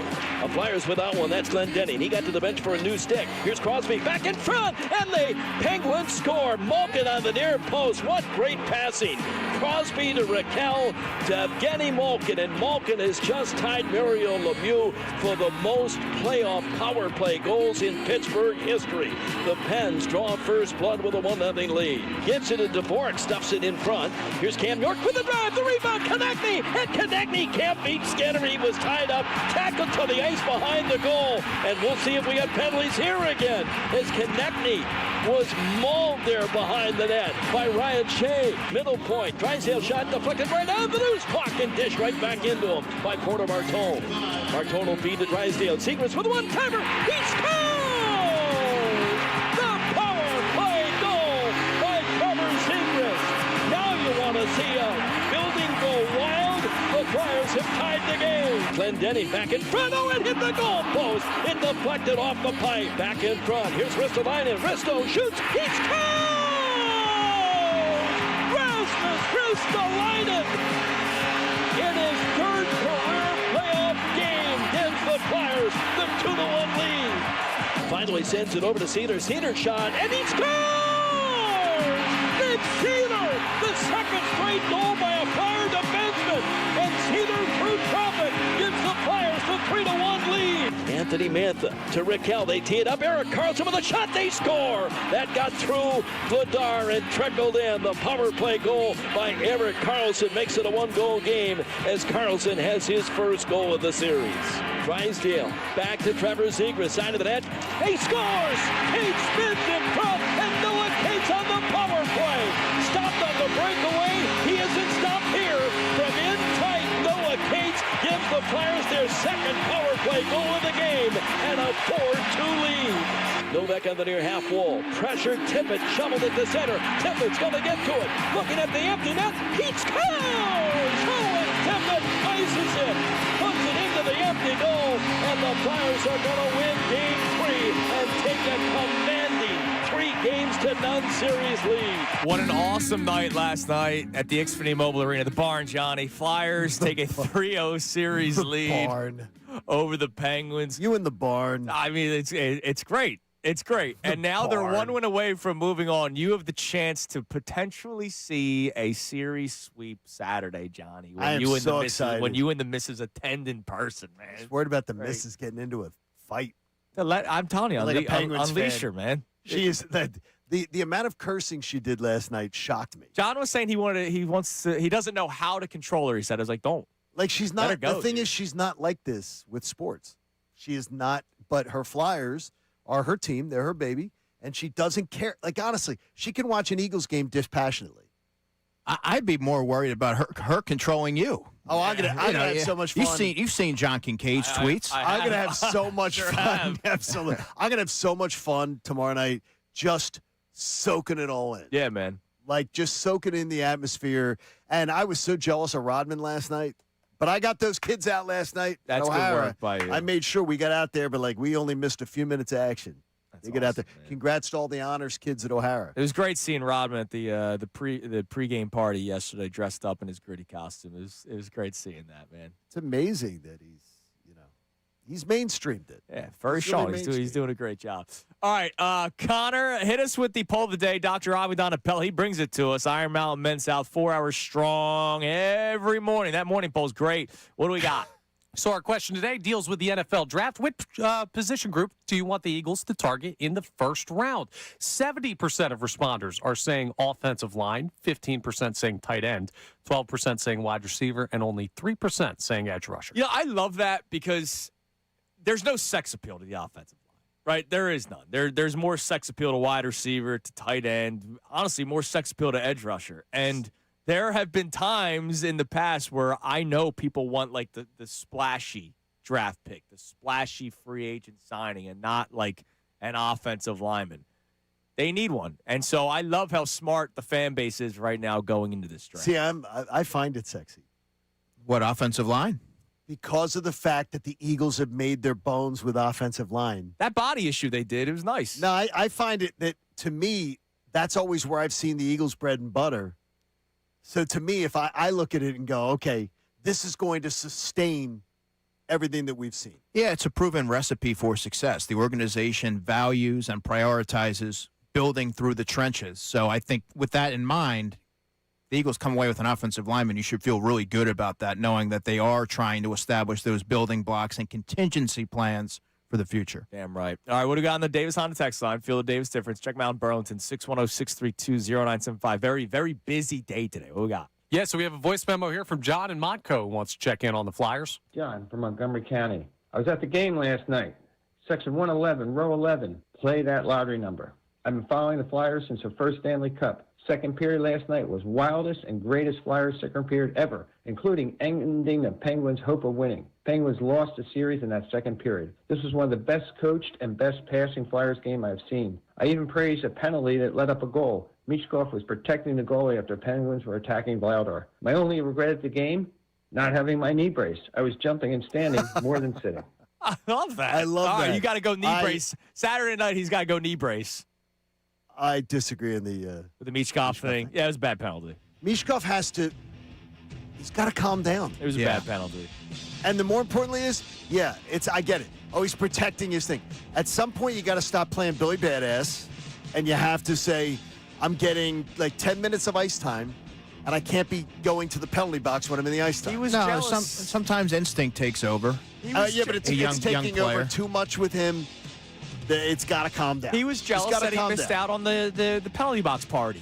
It's just got to calm jealous, down. Man. He but wanted you know to what, get an though? invite. He's had a great run lately, but he's not had a great series. I think he was I one of the agree. guys in the penalty box party as well. Oh, was he? Yeah, I think he was in there too. He's not had a great So series. he wanted to relive it. He wanted to do it a And second people are like, time. yeah, he's defending his guy. At some point, you got to be smart. All right, coming up next, Offensive tackle, wide receiver, tight end, offensive guard, edge. Least likely to most likely that the Eagles select a player from that position group tonight. Andrew DeCecco answers that question for us next. It is Kincade and Salciunas, 97.5 The Fanatic.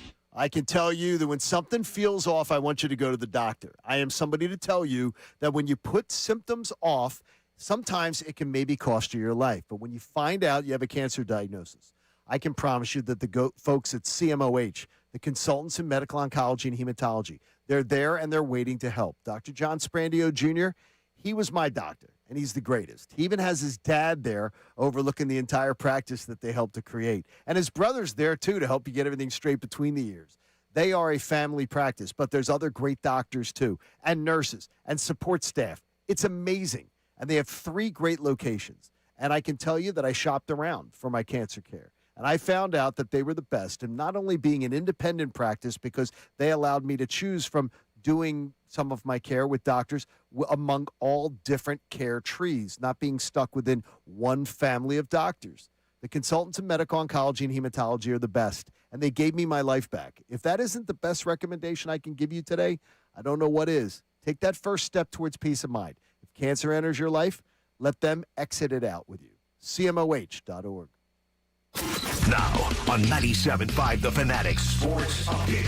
Flyers take a commanding lead. I'm Connor Thomas, and the Flyers just keep rolling. They're red hot right now, beating the Penguins 5-2 to take the 3-0 lead in the Battle of Pennsylvania. Zegras, Ristolainen, Sealer, and Cates all scored their first career playoff goals in the game. Here's how it sounded here on the Fanatic. Martone feed to Drysdale. Zegras with a one-timer. He scores!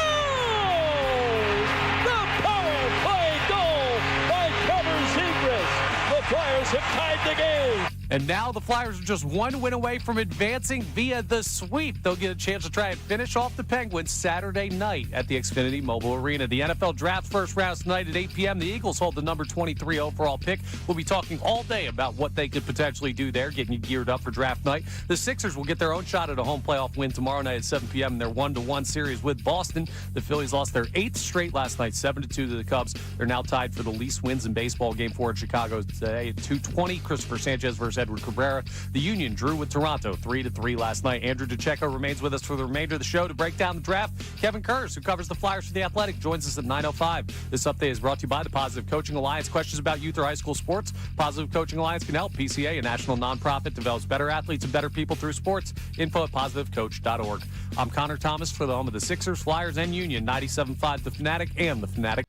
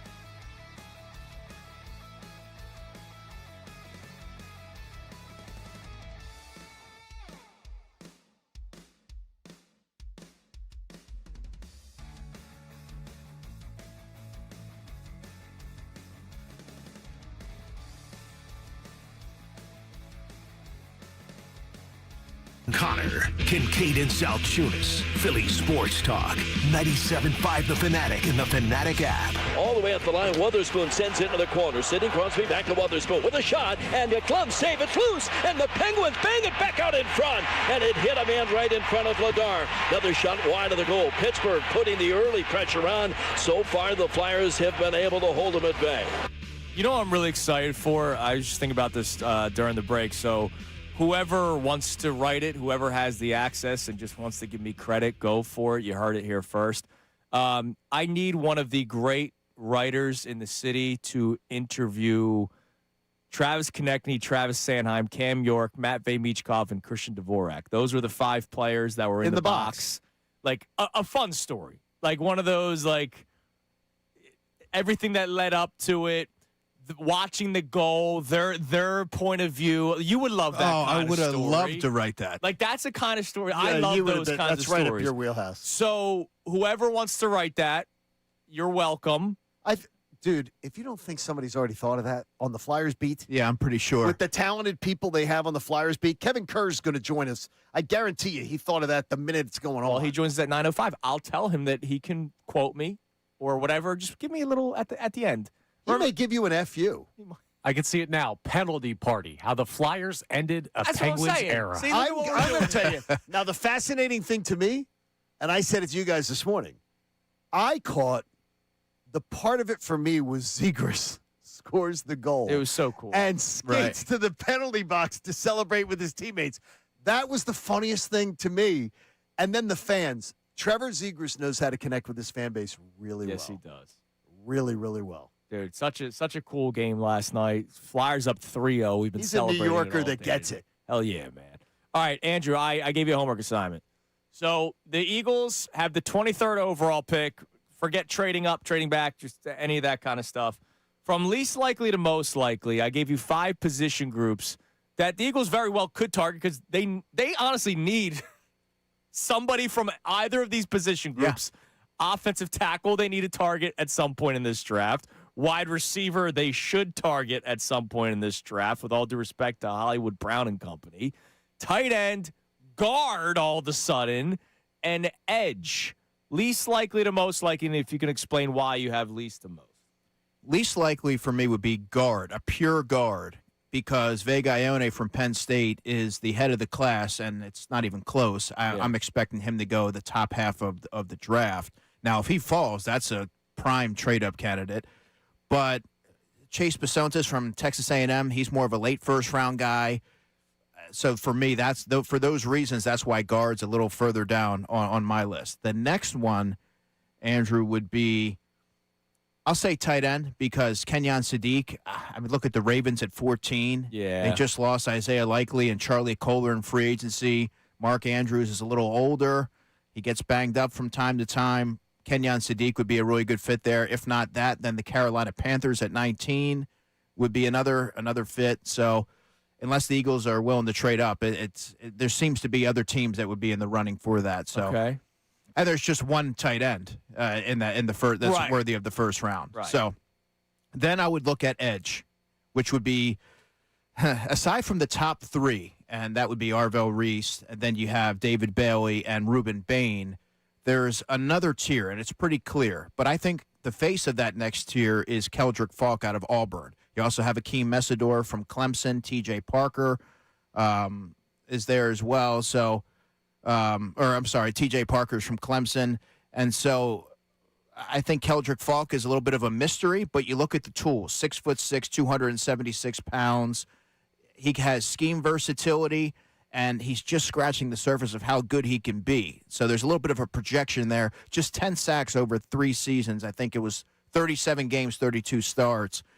But that's a player that I could see the Eagles really becoming enticed with because of the tantalizing upside that he presents, and they do need an edge rusher. That's the one. Like, edge is a sneaky, I'm interested in when they draft edge. I don't think first round. I don't think they can do first round with this. Can they? Would you be shocked a second round? Unless they traded back. What's interesting, guys, if you parse through their 30 visits, the names that have been reported, of the first-round prospects, projected first-round prospects, The only one that's been revealed is Keldrick Falk as being a defensive prospect. They've all been offensive guys, and I have to give credit to my guy, Devin Jackson, the Philadelphia Inquirer, who spoke to Keldrick Falk at the NFL draft. He's on location there. Yeah. And he revealed that, but it hadn't been revealed prior to yesterday. About that. But you look at that list, and they're all projected first-round offensive players with the exception of Keldrick Falk. So I think that is kind of notable. Interesting. Okay, and then I'm guessing wide receiver 2, tackle 1. Yes. Okay. I mean, it just feels like they're going tackle. They should. They should not overthink this. I know there's we were talking about this earlier, Andrew, the notion that you never want to go into a draft with need, right? Because then you could reach for a player. I get it. I understand that idea, but you start looking around, there's a lot of needs. And we're talking about replacing a legend. Like, we're not talking about, with all due respect to Reed Blankenship, it's not like, all right, we'll find another guy that we can plug and play out there. We're talking about right tackle Lane Johnson that's been here for a decade. Yeah. And you know, I went into this whole pre-draft process with the understanding that, at least in my estimation, it's going to be an offensive-focused draft. Mm-hmm. When you look at trying to bring in cost control building blocks to offset the considerable investments looming on the defensive side of the ball. And where the Eagles are currently picking at 23, I think there stands to be a lot of value at offensive tackle, which just so happens to align with a pretty immediate need. So they're in a pretty good spot because Keldrick Falk, you talk about edge rusher, that is also a need. They still need that headliner, and I'm not suggesting that Keldrick Falk would be that guy. I don't know if he solves the problem for 2026, but his ceiling is pretty high, and that wouldn't be a reach. And he could be within striking distance if you become infatuated with the player and his projection. So the Eagles are kind of in a good spot relative to their needs. I think that the best player available would definitely apply to where they're picking at 23. And do I think they will pick at 23? Well, that's up for debate. Howie Roseman's proven to be really aggressive, and I think a lot of it will be determined with how the board starts to shape up around 14 and 15. Yeah, I'm going to put the little crystal ball in front of me and go, they don't pick at 23. They pick backwards of 23. They let someone else move up. That's my guess. In that case, if they stay at 23 or if they were to trade down, my pick would be Maxie Hunachor from Arizona State. I think he would be a really good fit. Now, you would feel a little better about that selection knowing that he does need some refinement and some polish if Jeff Stoutland were here, because not a lot is known about Chris Cooper and his track record of player development. So that would be more so banking on that aspect of his job. This is a random question, but you'll probably love it because it's a football question. How much faith do they have in Chris Cooper? And hear me out here. Sean Mannion comes in, and it's like, who do you want? All right, you want us to trade for Dontavian Wicks? All right, we'll go trade for Dontavian Wicks. Boom. Does Chris Cooper, do they have that kind of faith, or is that going to be sort of a collaborative effort to get? Because I know it wasn't all that great in his previous stop. Yeah, it's hard to say. And one of the things that I mentioned even last week is this draft is going to be a pretty big indicator as to how much, I guess, leeway or say they give Chris Cooper based off of the offensive lineman that they go with. If they draft a player that isn't necessarily, day one ready, well, that indicates that they believe that they have the offensive line coach that can work with him and allow him to develop and realize his potential. That's just reading between the lines. It's kind of hard right now for me to say one way or the other how they feel or if they're going to give him a lot of say in this draft because, he just got here and we haven't had a chance to speak to him yet. Have you gotten any indications about how they're feeling about the health of their center? It's been eerily quiet, and it's another position that could potentially end up being an issue down the line. I haven't gotten any indication as to whether or not Cam Jurgens he's going to Meddying. Right. Aside from that update, right, not much is known about Cam Jurgens at this time. But beyond Cam Jurgens, what I can tell you is, while you're right, John, that could end up being an issue down the line, and losing someone like a Brett Toth, who last season showed you that he can step in and capably navigate in the interim.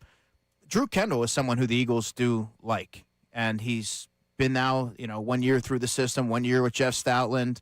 He can also, in a pinch, play some guard for you. Now he's ideally suited, in my estimation, to play center because of the lack of, of bulk, I guess you could say. He's a little lighter for the position, but they seem to have confidence in him, and they're pretty optimistic about his future.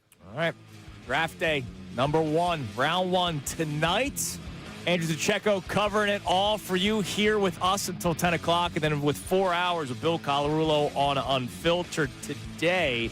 No Ricky Bo, because he's got to talk about that Phillies team that's now lost 8 straight games. He's got to be really happy about that. Yeah, I'm sure he's thrilled. Rob Thompson says they got a good club, though. It's all good. Don't worry. Got a good club. Still early. They're talented. Don't worry. Coming up next, how much in the fields are people in Pittsburgh?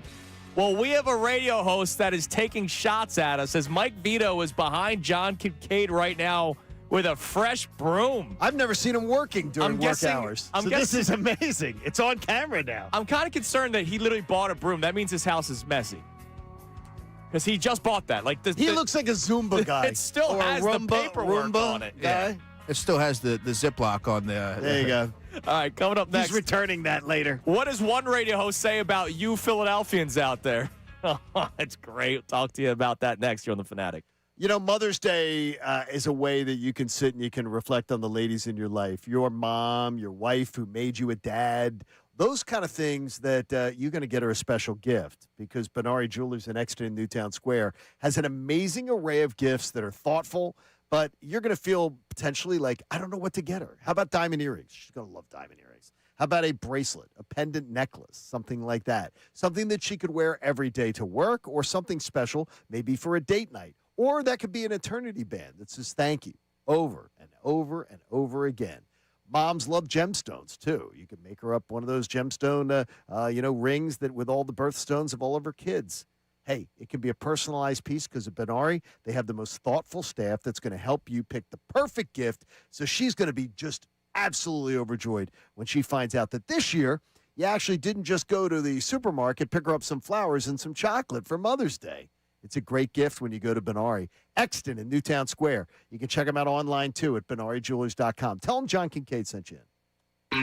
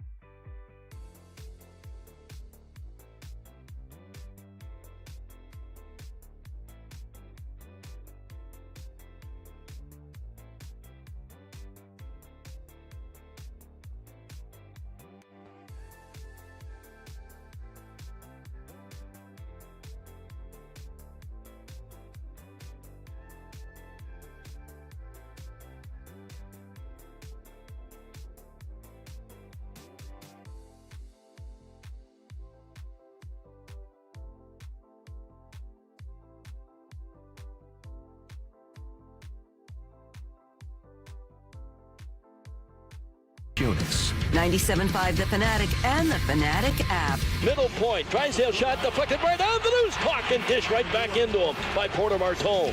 Martone will feed to Drysdale. Secrets with a one-timer. He scores! The power play goal by Trevor Zegras.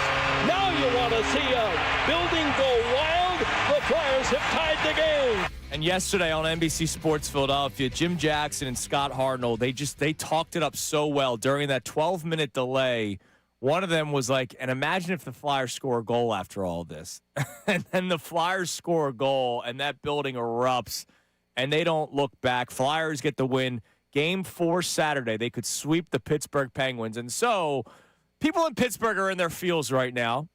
We had the great highlight package by Sean Rodman that he put together. Not highlights from the game, but highlights from callers this morning in Pittsburgh on 93.7 The Fan. We'll play that again for you later. I did admire the hosts not taking the – no, they weren't blaming the officials for the loss. Yeah, that's the only thing I'll give them credit for. Good for them. No, I think that's good. Good for them. It's good club. Good one club. of the morning hosts is Adam Crowley. Mm-hmm.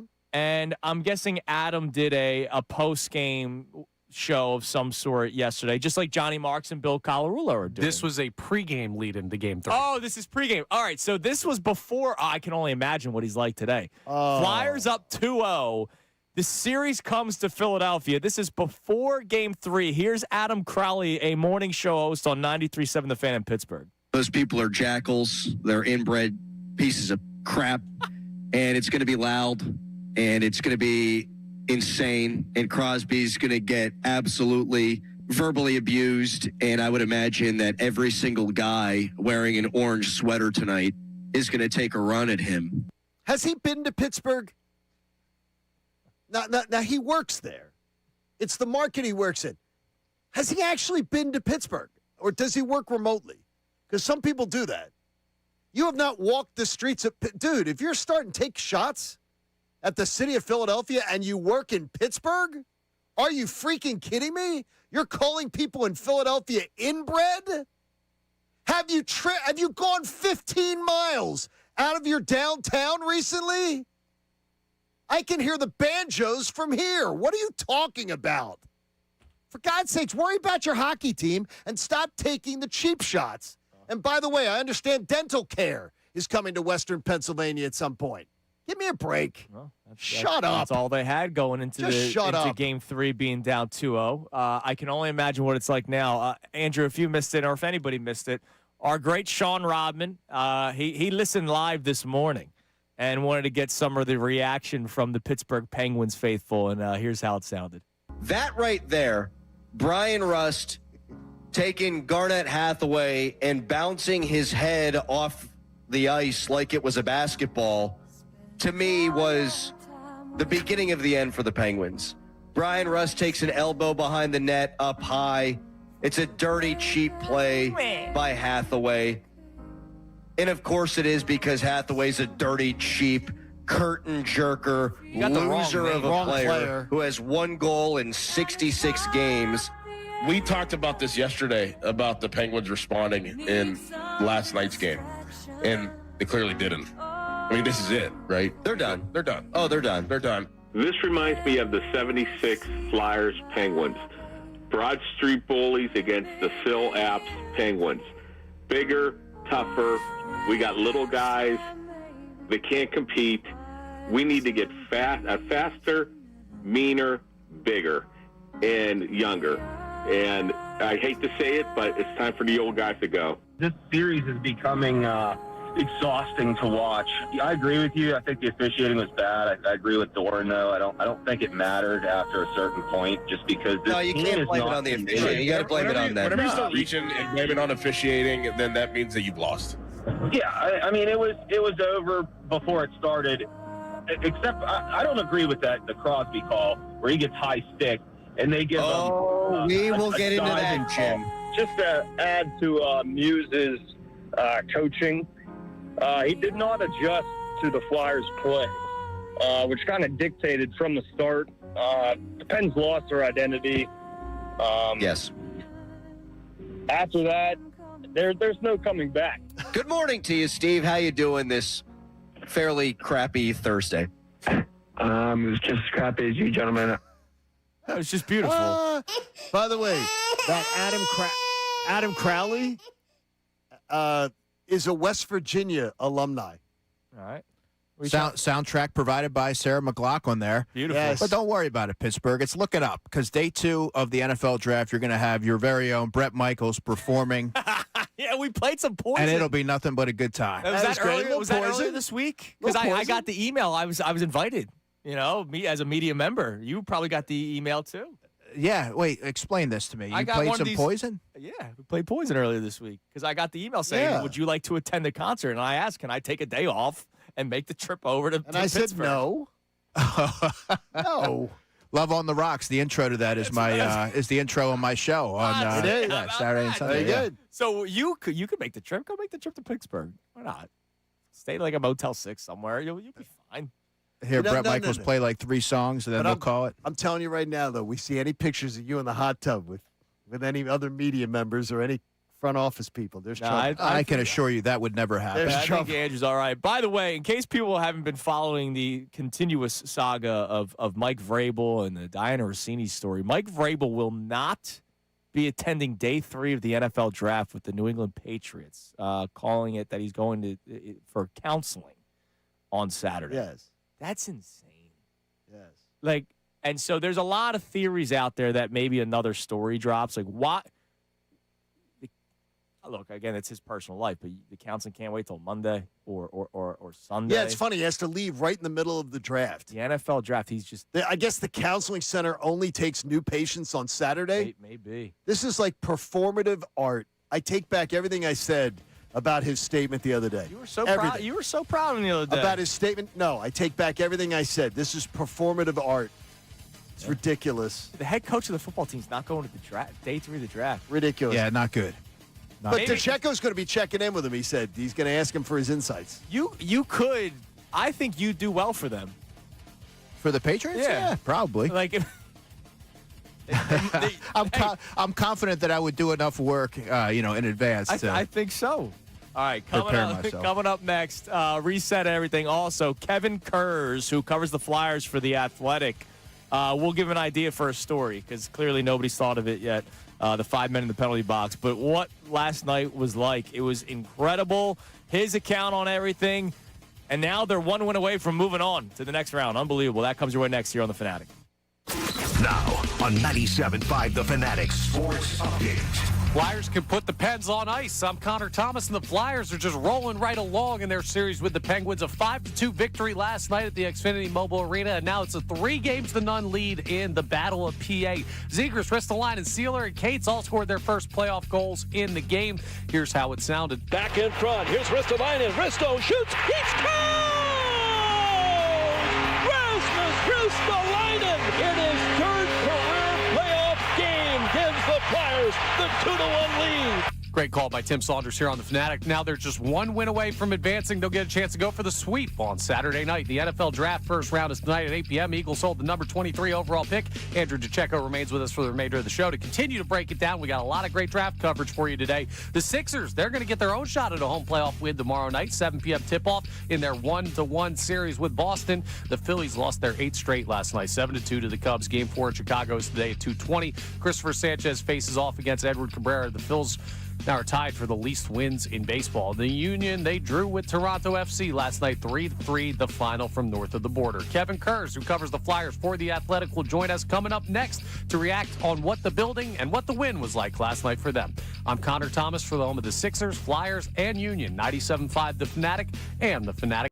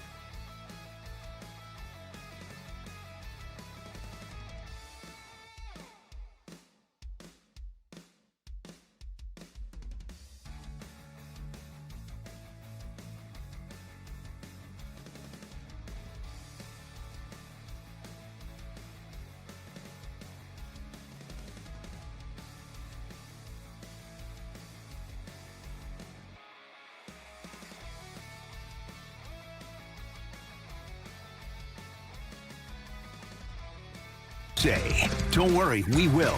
But first, let's hear what they got into earlier today on Kincade and Salciunas. Did I dream last night that the Penguins took an early lead and the Flyers stormed back because Sidney Crosby embellished? And Brian Rust was trying to take cheap shots on TK, and the barn woke up, and the Flyers come back and win 5-2. You did not dream it. Oh, my God. They're up 3-0 in the series. They're one win away from a broom. Saturday night, they can close this thing out. But last night, I said it to you, and it was over and over again. This team is actually rebuilding a fan base, rebirthing a fan base. Beautiful. But last night's game, that's the game that's the best way to get a fan base back involved. Because you create the common enemy. Yep. And you hear all their bitching and whining. There was a lot of it. From West on 76. Boy, they are a bunch of whiny little bees. And it was so much fun to hear that building and the energy out of that place and the joy on their faces. Now back to the show. I just got fired up during that reset, not just because we relived how we started the show, but somebody posted a video. Yeah, Big Head Michkov on Twitter. Yes. Posted a video of, you know how when the Phillies, well, back like 7 years ago when they started hitting baseballs, when the Phillies hit a big home run in the playoffs, the side shot that shows the crowd stand up and erupt. Oh, sure. They got one of the Zegras goal that tied it at one. And everybody in the Xfinity Mobile Arena jumping up at the same time. That's awesome. I can only imagine. See, what that's last great. night was I heard a caller refer to that as the Robinson interception. Yeah. In the against the Vikings in the NFC title game. It was a great comp. I mean, because that was a moment where you tied it, right? You didn't win the game, you tied it, but you felt that momentum when Patrick Robinson has the pick six, the momentum swung. Like it was ball game after that. The Vikings barely did anything the rest of the day. Much like how the Penguins barely did anything after that goal yesterday. It did seem like the Penguins were a little shaken after that. And in that raucous environment, and I have to give credit because that was very evident watching it on TV, how loud that place was. It feels to me like the moment was a little bit too big for the Penguins. John and I were talking about this before the show. They were dumb to do all that, the Penguins. They woke the Flyers up. They had the game. They had the Flyers right where they wanted them last night. They're up 1-0. The place was asleep. Yeah, and they woke up the sleeping dragon. I mean, the building erupted. It went crazy. I don't understand it. I really don't understand what they were thinking. The pony, our man Andrew what's the pony doing now? Who joined us last week, telling us Penguins in 6. Then he adjusted to Penguins in 7. Penguins' complaints about officiating are valid. Embellishment call against Sid was bull spit, but I don't want to hear about the refs. You're getting outplayed by little brother. Do better. No excuses. Losing to the Flyers sucks. Losing to the Flyers because their goonish methods work really sucks. Goonish methods. Oh, boy. Do better. You were pushing a guy's face into the ice last night. Like, what did you expect? So the Flyers, you woke them up. Like they were dumb. The Penguins players were dumb last night for letting them wake up. Beautiful. All right. Oh, boy. Andrew, getting close to the NFL draft, night 1 tonight. And so you believe, we're getting there. You believe offensive tackle is the most likely position. We'll be joined by Kevin Kurz, who covers the Flyers for The Athletic, coming up here in about a minute. Wide receiver, you had at number 2. Yeah. And I know you've given us a lot of names. If they don't go receiver today, is it almost like as close to a lock as possible that we see a wide receiver tomorrow? Yeah, and that hasn't changed even in light of the Dontavian Wicks trade. Yeah. It's still a position of need with a long-term view in mind, right? And so I look at day 2. There's a lot of quality options that figure to be around where the Eagles are picking at 54. Chris Bell from Louisville, I don't know if you guys saw the video You've talked about him a lot. where he was running on the treadmill. Now, he tore his ACL late in the season, but you're talking about a compact build that reminds me something of A.J. Brown, his ability after the catch. He's sort of that prototypical alpha wide receiver that's going to command the football and really bully opposing defensive backs.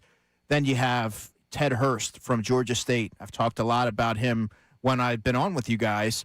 But then Jeremy Bernard from Alabama. These are options, maybe not Chris Bell because of the injury as he's working his way back, but there's some options there that could step in, I believe, day one and make an impact. That's awesome. I love the idea. And the more you look at the tape, go to the Louisville tape, I see some A.J. Brown. I see, if you just close your eyes, Andrew, and just not close your eyes because you can't see him. If you close your eyes, I can't wait to watch. If you imagine, it's the A.J. Brown just sort of mold of, okay, it's just I'm looking for something that complements Devontae. So to me, I like that idea. Yeah. I like that idea. Oh, yeah. But I just wonder how – I don't think he's on the board when your second-round pick comes. He could be, but you're also They may have to trade up to get him. But if you traded back in your first-round pick, which I think they may do, you may have picked up something in like a fourth-round pick to do so. Maybe. Or something that could help you move up to fiddle around with. GM Johnny. Or maybe the injury knocks him a little bit further down than he would have ordinarily went. By the way, speaking of, you mentioned A.J. Brown because of the comp there. After we're done speaking with Kevin, I can't believe there's a narrative out there that's out there. I'll leave it at that. I'll explain more coming up in a little bit. All right, joining us now, covers the Flyers for The Athletic. He was in that building yesterday. I wonder if his ears hurt this morning. Kevin Kurz. Kevin, did you have like the post-homecoming or post-prom loud music buzz in your ears when you left the building last night? It was loud. I mean, it was, I moved away here in 2011, and so I was kind of used to the building being like that back in the day, just growing up here going to games. And it definitely felt the same, the orange T-shirts, the party outside, people tailgating as, early when I got there. It definitely felt like it was sort of, old times again, and that's certainly a good thing for the franchise. Kevin, tell me this. In February, could you ever have envisioned being in the building in late April and having it feel like that? No, not a chance. I mean, coming out of the Olympic break, it was just stunning how, they looked okay through early January. They beat the Ducks, the Cutter Gauthier reunion game. They're in a good position, and then just the bottom dropped off. So, there really wasn't any reason to believe that they were going to make that sort of late season run coming out of the break. There really wasn't. I mean, I think we all expected them to play a little bit better. I thought we all realized that they weren't as bad as they showed in January for about a 3 to 4 week stretch. But, certainly where they are now, I mean, they're not just beating the Penguins here. I mean, they're dominating this series in pretty much every way. And I would be shocked if it doesn't end on Saturday the way this is going. I mean, I know the Penguins have some proud players over there, but they just the Flyers are beating them down. They're playing harder, faster, smarter. I mean, every adjective in the book, they're outdoing that against the Penguins. So I didn't expect to be here, but the way they're playing, man, they can give even Carolina a handful. I don't really even doubt it.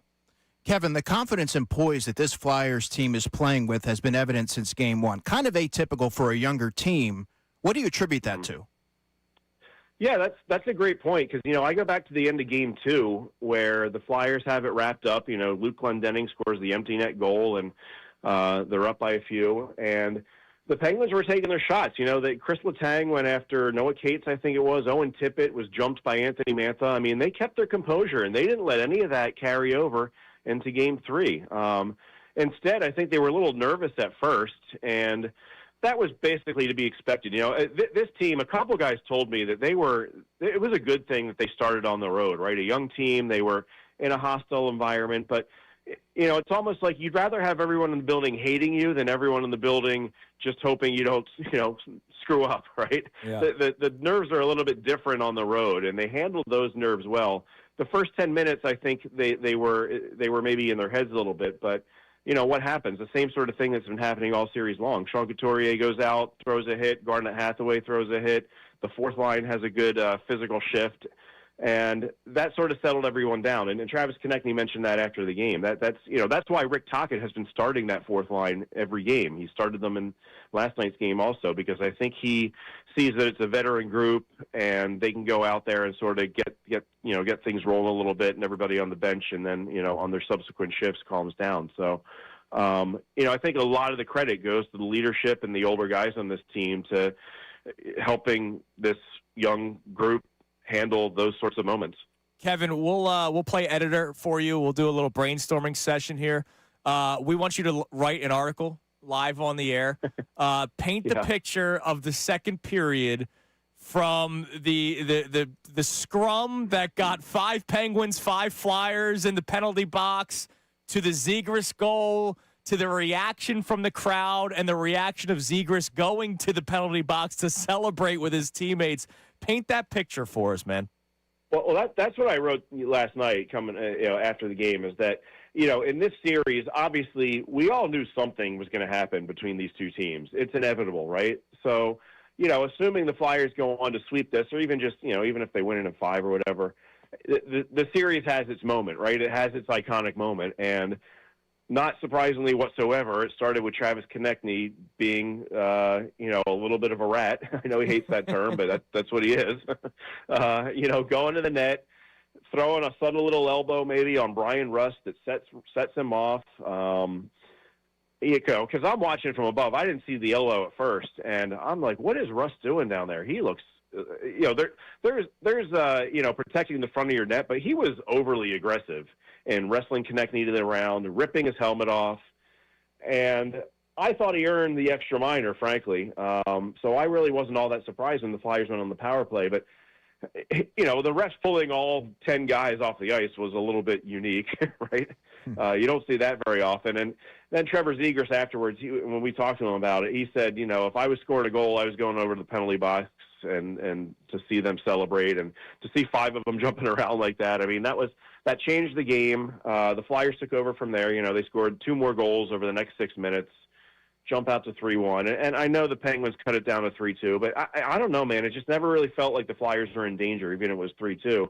And sure enough, Noah Cates adds a power play goal a couple minutes later to restore the 2-goal lead. So that was the moment that I think is going to live on in this series for a very, very long time. And again, it's not surprising that it started with Travis Konechny sort of getting under someone's skin. Kevin, I asked this of a few other people around the Flyers, and I would like to ask you. This run, should they close it out and get to the next round of the playoffs a little ahead of schedule, how do you think this potentially might change this summer's plans, or do you think they will just stay the course and stick to the original plans? I think it just all depends on what is available.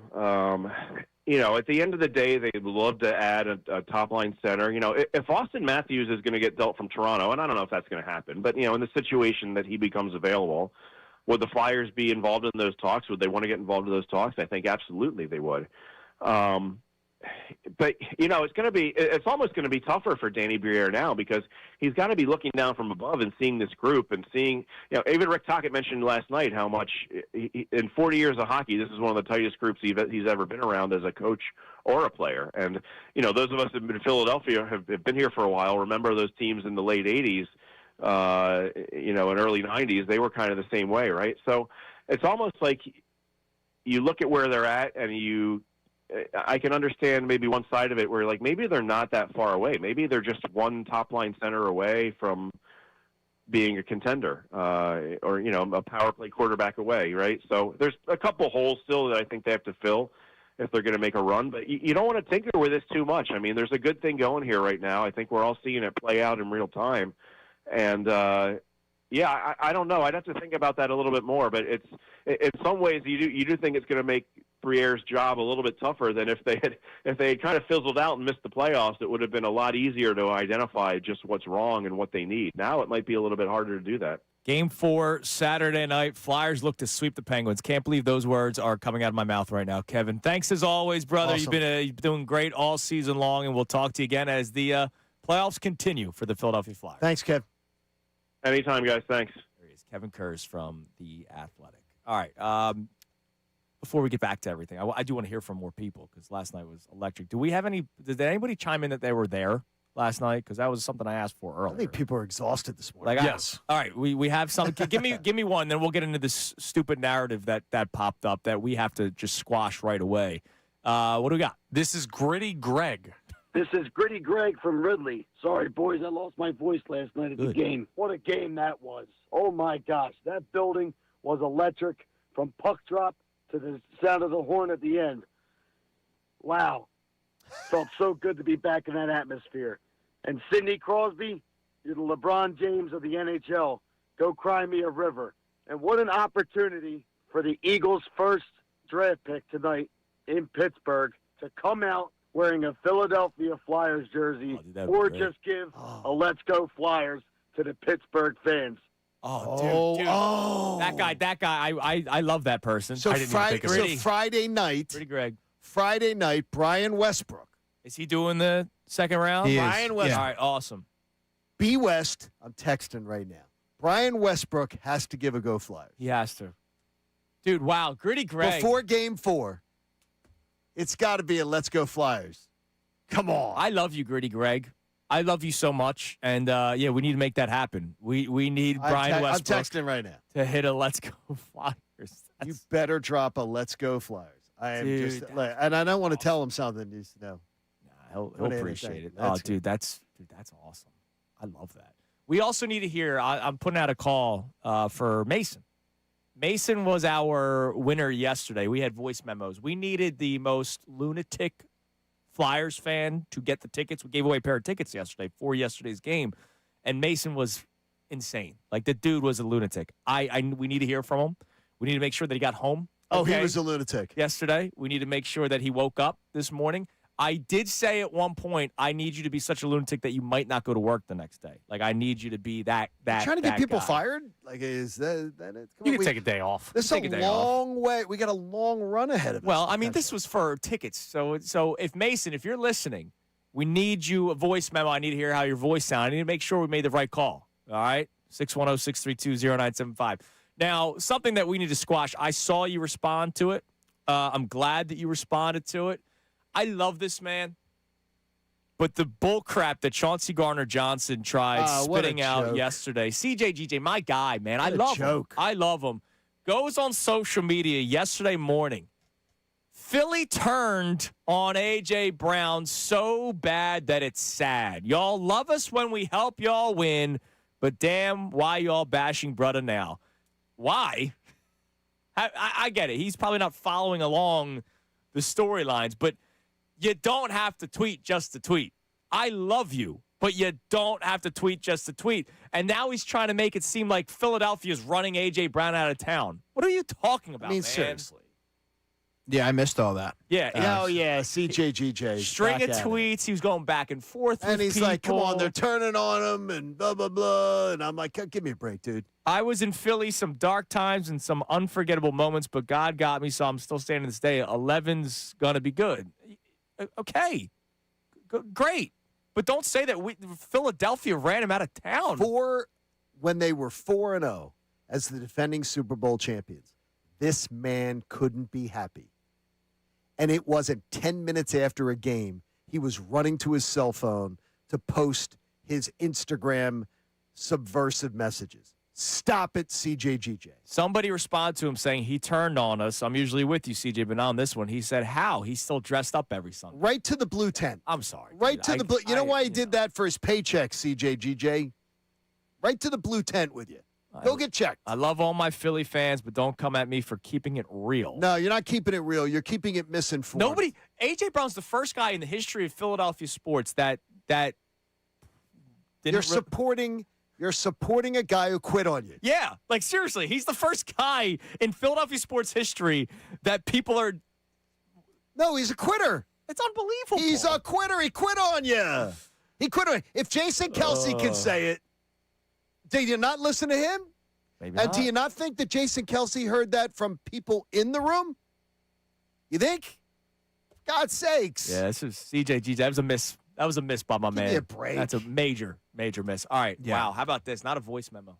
Mason's calling in, Johnny. Oh, good. All right, Mason. What's up, Mason? I got to hear the voice from Northeast Philly, our winner of the Flyers tickets yesterday. We needed the greatest lunatic out there, and you were our lunatic. Congratulations and thank you. Yeah, it was a hell of a ride. It was a hell of a ride. I'm honored to be a part of it.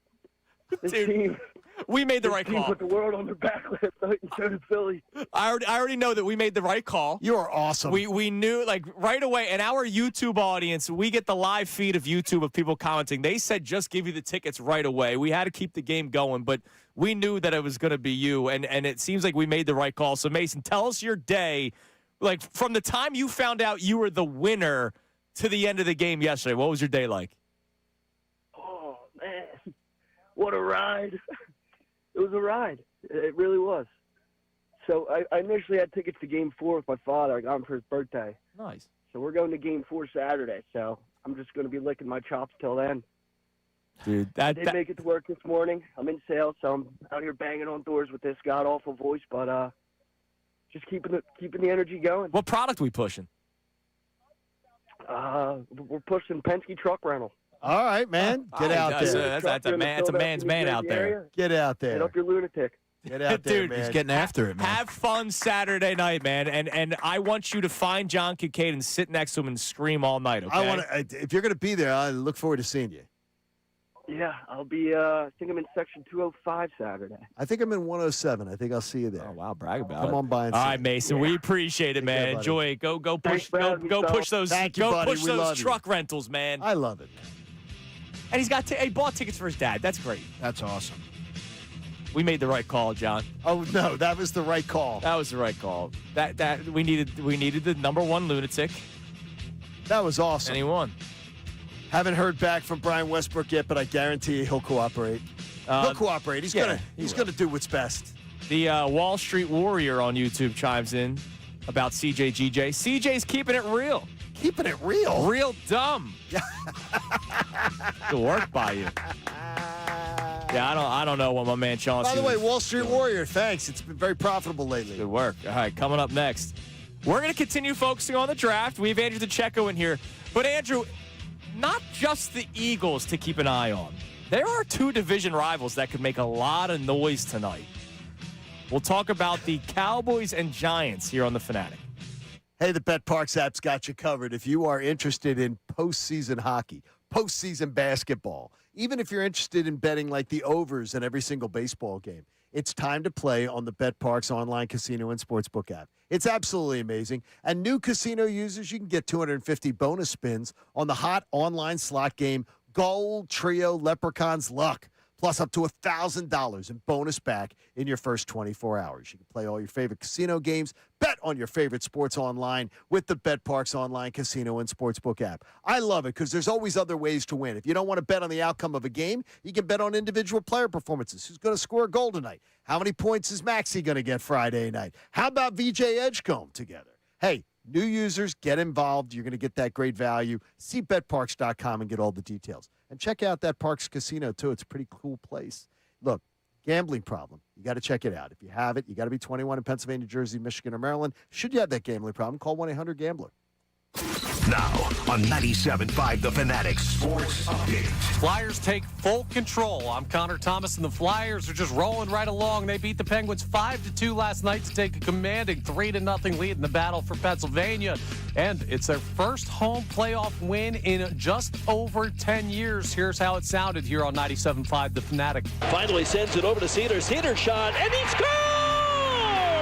Nick Cedar! The second straight goal by a Flyer defenseman! And Cedar, through traffic, gives the Flyers the 3-1 lead. And now the Flyers are just one win away from advancing. They'll get a chance to go for the sweep on Saturday night. The NFL Draft first round is tonight at 8 p.m. The Eagles hold the number 23 overall pick. We got a lot of great content throughout the day getting you ready for that draft right here on the Fanatic. The Sixers will get their own shot at a home playoff win tomorrow night at 7 p.m. Their series is tied 1-1 with the Boston Celtics. The Phillies lost their 8th straight last night, 7-2 to the Cubs. They're now tied for the least wins in baseball. Game 4 in Chicago is today at 2:20. Christopher Sanchez faces Edward Cabrera, and the Union drew with Toronto 3-3 last night. Andrew DeCecco remains with the guys for the remainder of the show. This update is brought to you by Mothers Against Drunk Driving. For victims of drunk and drug driving, your grief is unique, but you are not alone. You always have a place at MADD. Call the 24-hour victim helpline at 877-MADD-HELP or visit MADD.org. I'm Connor Thomas for the home of the Sixers, Flyers, and Union. 97.5 The Fanatic and the Fanatic app.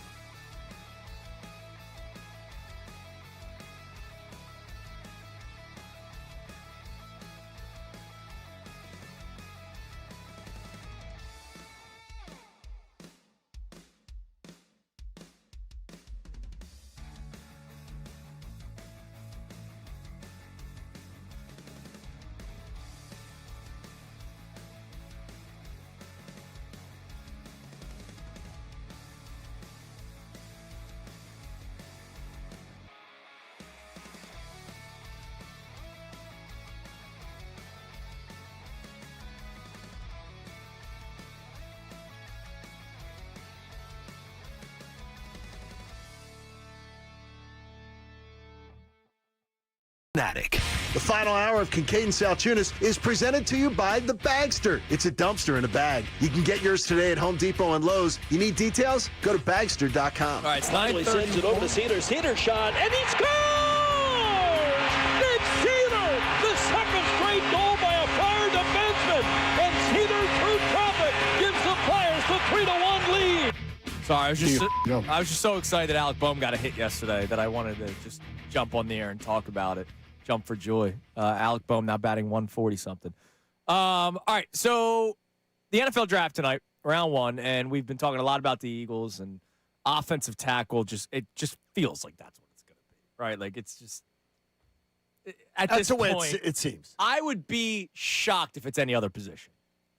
Not like not angry or anything, but if it's the Philadelphia Eagles select so-and-so wide receiver or edge, I'd be like, wow. Really thought of the offensive tackle today.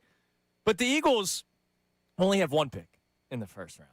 They have two division rivals that have two draft picks, and there's been a lot of talk about the Dallas Cowboys potentially packaging them to trade up. The Cowboys have the 12th and 20th overall picks, and then the New York Giants, even scarier, have the 5th and 10th, and they already have their quarterback. So it's not like they have to trade up to acquire a quarterback. So, Andrew, when you've been evaluating this draft, you don't just do it for the Eagles. I mean, you do a mock draft, so that means you're seeing what other teams might be doing.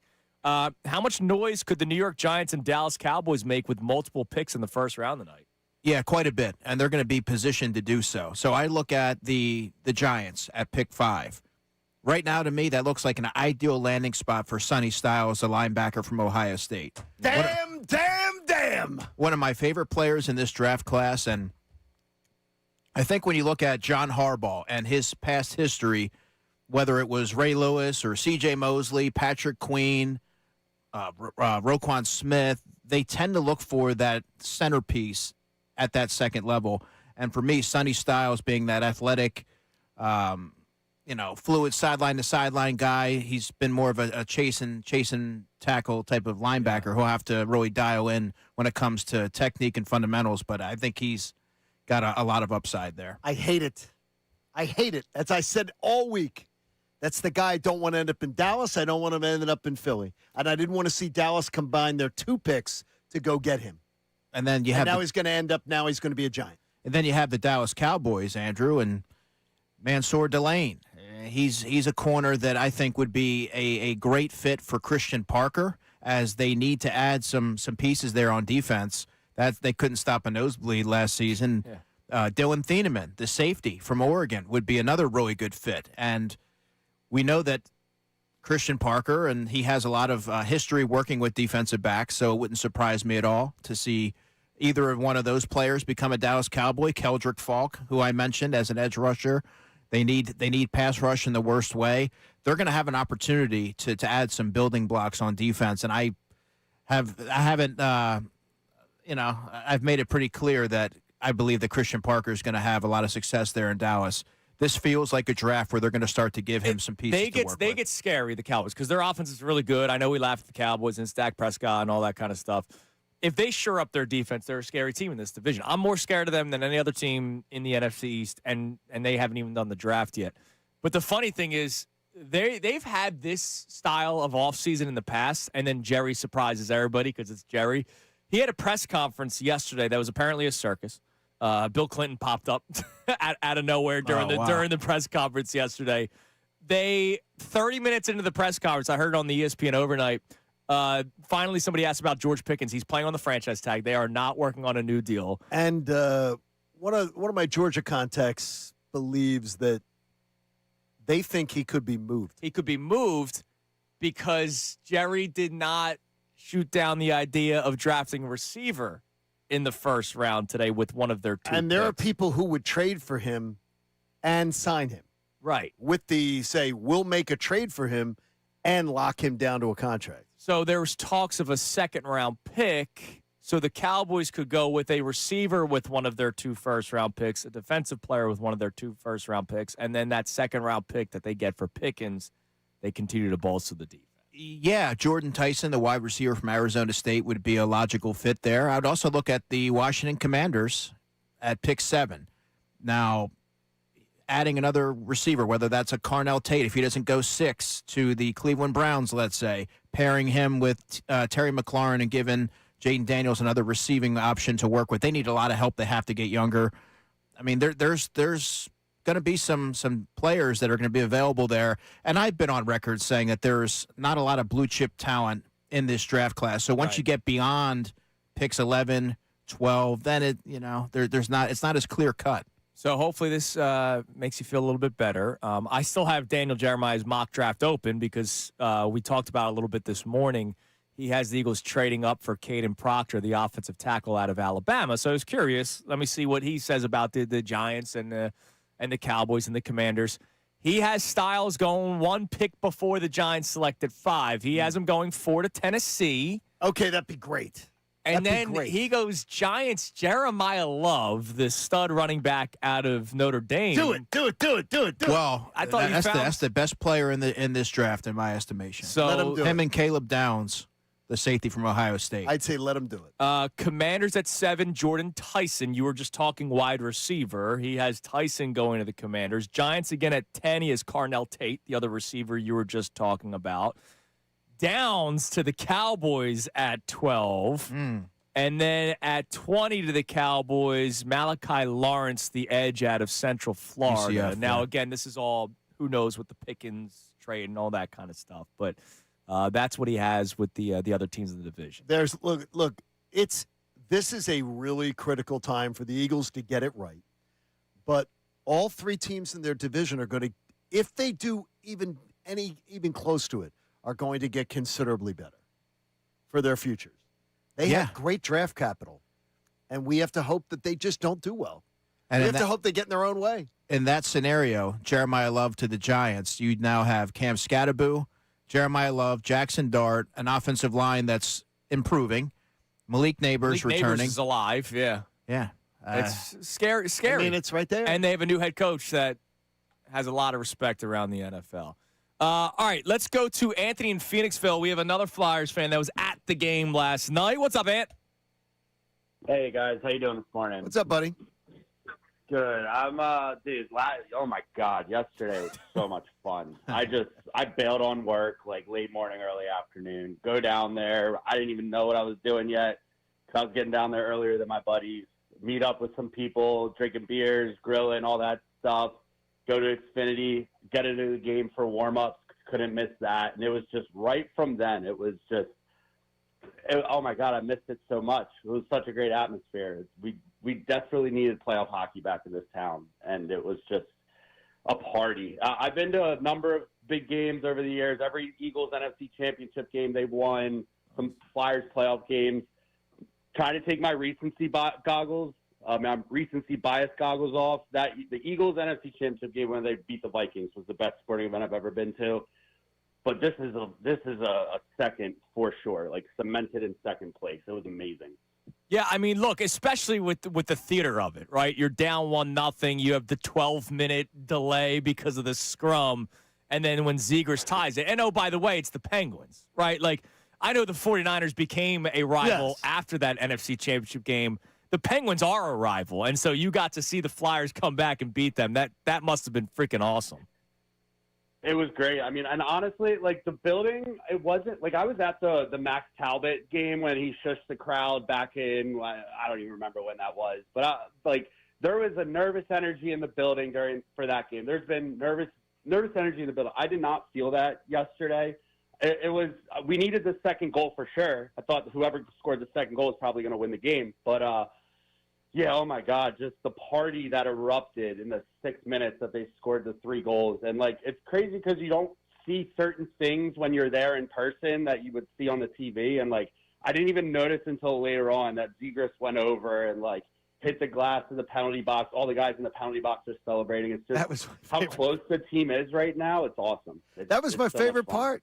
Yeah. That's my favorite part of the whole night. Thanks, Ant. Is Zegras going over and celebrating with the guys in the penalty box. He was electric last night. Yeah. He was all over the ice. He hasn't been, plays with so much energy. He hasn't had a great first couple games, and then he goes out last night, and he was just awesome. I mean, he was just amazing. Yeah. Great it's night, great man. to see. And Saturday night, the Kincades you're gonna see. Oh, I was telling you yesterday, man, you're going to see the closeout. Oh, it's going to be great. You're going to see it. Flyers in 4. Sweet, sweet, baby. Me and Potty Mouth. Oh, dude, that's going to be great. Me and Potty Mouth. John's going to say down in front. She got real potty mouth. She was like going nuts. I want to stand the whole. I would prefer to stand the whole game.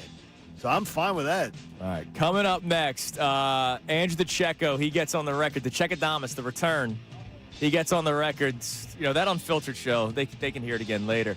Andrew DeCecco tells us who he believes the Eagles will select in the first round of the NFL draft tonight. Tonight is night 1. He'll give us another DeCecco deep cut for his favorite day, Christmas Day, day 3 of the NFL draft. But also, I just read something that it's inexcusable, and it's about the Phillies. It feels so minor, but it's inexcusable. It's Kincade and Salciunas. Connor's whole attitude? 97.5 The Fanatic. The Unfiltered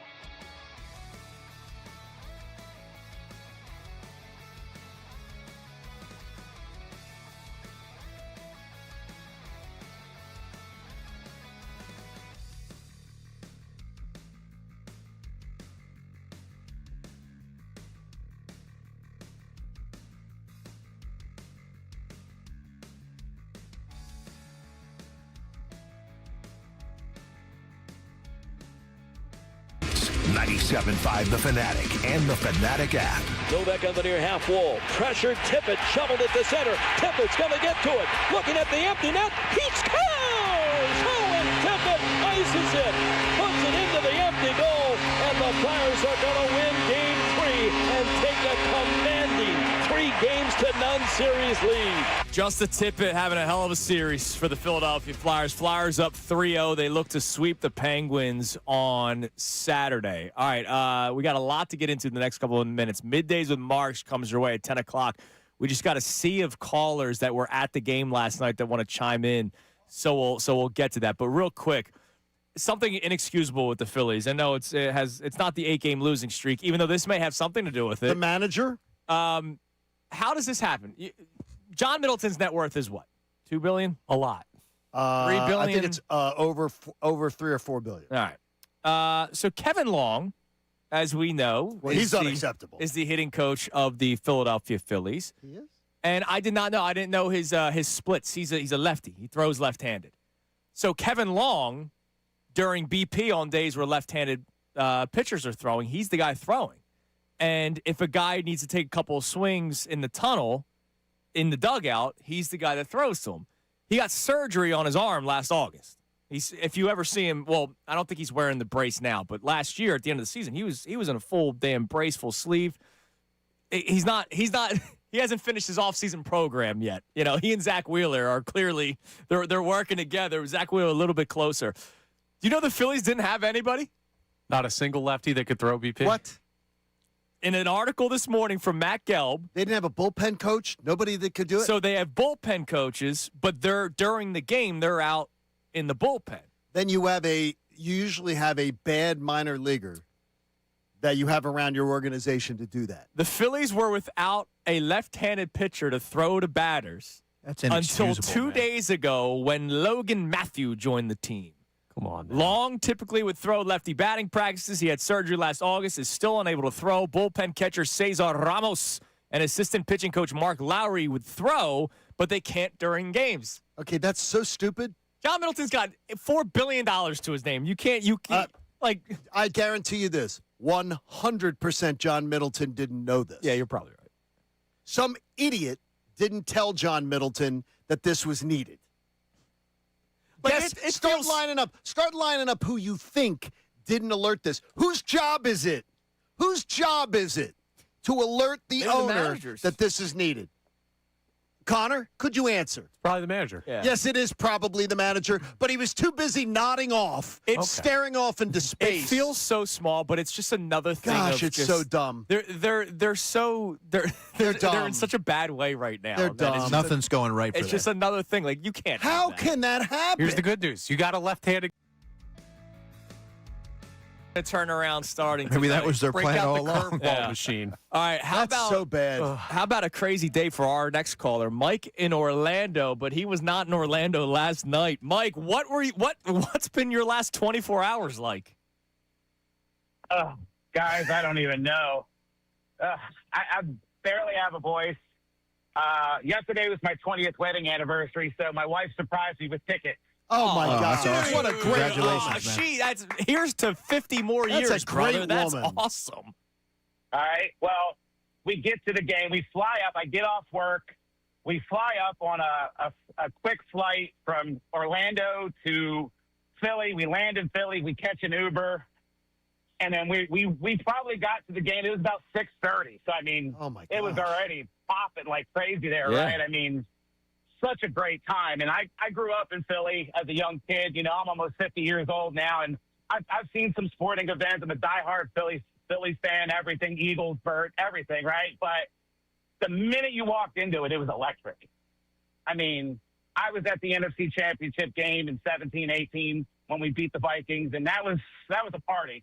And I went to the Super Bowl that year in Minnesota, and that was a party. But last night, that was a whole nother level. I love that she did that for you. Dude, yeah, what an amazing best. wife you have.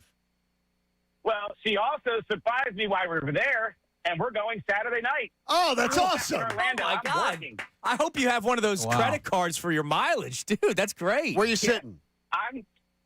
I'm currently at work. I didn't get home until after midnight last night. I walked in my door in Orlando. And you're flying back up for tomorrow's game? Yep, I had to be at work because I had meetings and things like that. It was important. I had to be here. But, you know, we're coming back Saturday. We're going to be up there all weekend. We're going to see some family while we're there. But we'll be back Saturday. We're in the 200 section. You know, it's going to be great. I'm excited. I'm looking for a sweep. Get rid of Pittsburgh. Damn right, Mike. That is awesome. That's awesome, man. Enjoy yourself, safe man. travels and happy anniversary. That is a great story, and that's you know what's great is when your spouse like supports the stuff that you're into. Yeah, absolutely. And then sort of like joins in. That's awesome. All right, let's go to Joe. Joe in South Philly. Joe, beat that story, man. Where did you fly from? I didn't fly from anywhere. I'm from South Philly. Skinny Joey's Cheesesteaks, part owner. Me and Joey Merlino. Awesome. We were both in the house last night. That is so Good. awesome. How are you, my brother? That is so awesome. I saw the video. Anyone score yesterday? I had Zegras for a point. I had Tippett for a point. Flyers minus $1.50. Everything won. No, Anybody score on Grandpa? Yeah, on Grandpa. He was what, for a free cheesesteak, right? Did anyone score yesterday? So yesterday there had to be about 300 shots against Ziggy. Yes. Ziggy only let up about 10 goals, and Bernie Perront's wife came and rooted them on. So it was a pretty good time. That's a great man. promotion, by the way. And the cheesesteaks, I have to stop by because I heard they are spectacular. Oh, they are. They're phenomenal. I've had a few. Thank you. I've had a few. Make sure you stop by, whatever you guys need. You don't have to wait in line. All right? Wow. I'll That's break even the side better. door. Thanks, man. All right, I got side That is door awesome. privileges. Thanks, Joe. Gotta We like that. appreciate it, man. That is awesome. Yeah, that's all we need. We'll Man, see after all right, the show. Yeah, seriously. Don't tempt me with a good time. Skinny Joey's dad was down in he stayed down in Atlanta when I was doing radio down there. He was staying down there in a building in Atlanta. How about that? Doing that once got to During some lulls last season while at NovaCare, what it was called, I would go there for lunch. I heard it's great. Yeah, I heard it's I've awesome. not made it over there yet. So if you say that, that's great. Yeah, I know you're a foodie. That's great. All right, you're also a draftsman. NFL Draft Round 1 tonight. We would like you to get on the record, and then we'll promote everything else that you got going on today.